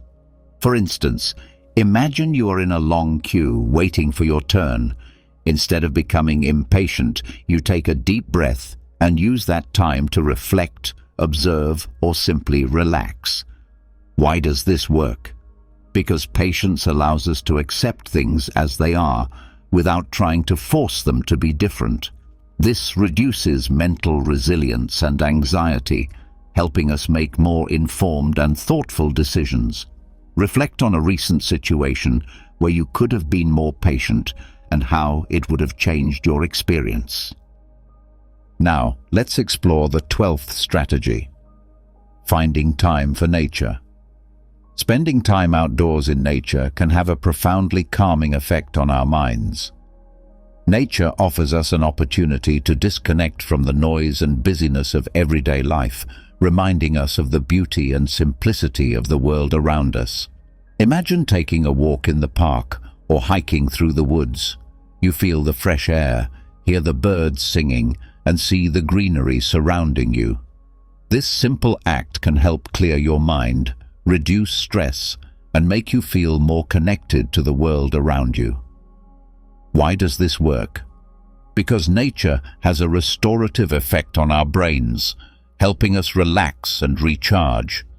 Moreover, being in nature encourages mindfulness as we focus on our senses and the present moment, allowing us to be fully immersed in the experience. Another important strategy is to take a regular digital break. In our digital age, we are constantly connected to our devices, which can lead to information overload and a constantly busy mind. A digital disconnection involves taking a break from electronic devices and the constant stream of information they bring. Imagine spending a whole day without checking your phone, reading emails, or scrolling through social media. At first, it might feel strange, but soon you'll notice a sense of freedom and peace of mind. You will have more time to be present, enjoy activities without interruptions, and reconnect with yourself. Why is this effective? Because disconnecting digitally gives our minds a rest from the constant bombardment of stimuli, reducing stress and anxiety. It allows us to be more focused and present in our lives, and also helps us develop a healthier relationship with technology, using it in a more intentional and mindful way. Finally, let's talk about the power of practicing forgiveness. Epictetus taught that it is not what happens to us, but how we react to it, that matters. Forgiveness is not about justifying the negative behavior of others, but about freeing ourselves from the grip of resentment and bitterness. When we hold on to grudges, we keep the wounds of the past alive, which only causes us more pain. Practicing forgiveness allows us to heal and move forward. Imagine that someone has hurt you. Forgiving them does not mean that what they did was right, but it means that you choose not to let that hurt control your life any longer. By forgiving, you release the emotional charge associated with the incident and allow your mind to focus on more positive and meaningful things. These negative emotions consume a significant amount of our mental energy, leaving us drained and focused on the past. By letting go of grudges and choosing forgiveness, we free ourselves from this weight, allowing our minds to focus on the present and on positive aspects of life. This shift not only lightens our emotional load, but also reduces the frequency of negative thoughts. In turn, we can improve our mental health, making room for more positivity and allowing us to live fuller and happier lives. So, what do you think? Are you ready to embrace the practice of forgiveness? Take a moment to reflect on a situation where forgiving someone could have a profound impact on your life, and think about how that could change your experience moving forward. Next, we move on to the fifth strategy: keeping a personal journal. Writing in a journal is a powerful practice that can help you organize your thoughts and emotions. Marcus Aurelius, in his Meditations, demonstrated how writing can serve as a tool for introspection and achieving mental clarity. By regularly recording your thoughts, you give yourself the freedom to express your emotions, helping you understand them better and find solutions to your problems. For instance, imagine you're feeling overwhelmed by a challenging situation in your life. Writing about it in your journal allows you to explore your feelings, process your thoughts, and consider possible approaches to the issue at hand. This act not only helps you navigate through your emotions, but also alleviates mental burden by transferring your thoughts from your mind onto paper. Why does this work? Because writing organizes our thoughts and offers a fresh perspective, which is incredibly helpful for reducing stress and anxiety. Journaling acts as a form of self-therapy, fostering personal growth and enhancing self-understanding. The final strategy we will discuss is practicing self-compassion. As Shaker often reminded us, we suffer more in our imaginations than in reality. Self-compassion involves treating yourself with the same kindness, patience, and understanding that you would offer to a dear friend. When we make mistakes or face challenges, it's easy to become self-critical and harsh on ourselves.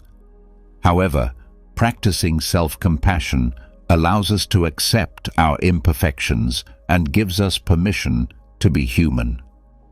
Imagine you've made a mistake at work.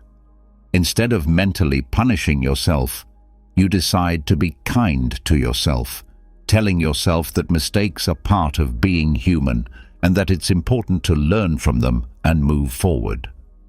This approach not only alleviates stress and anxiety, but also cultivates a growth mindset and resilience. Why is this effective? Because self-compassion helps us manage stress and pressure in a healthier way.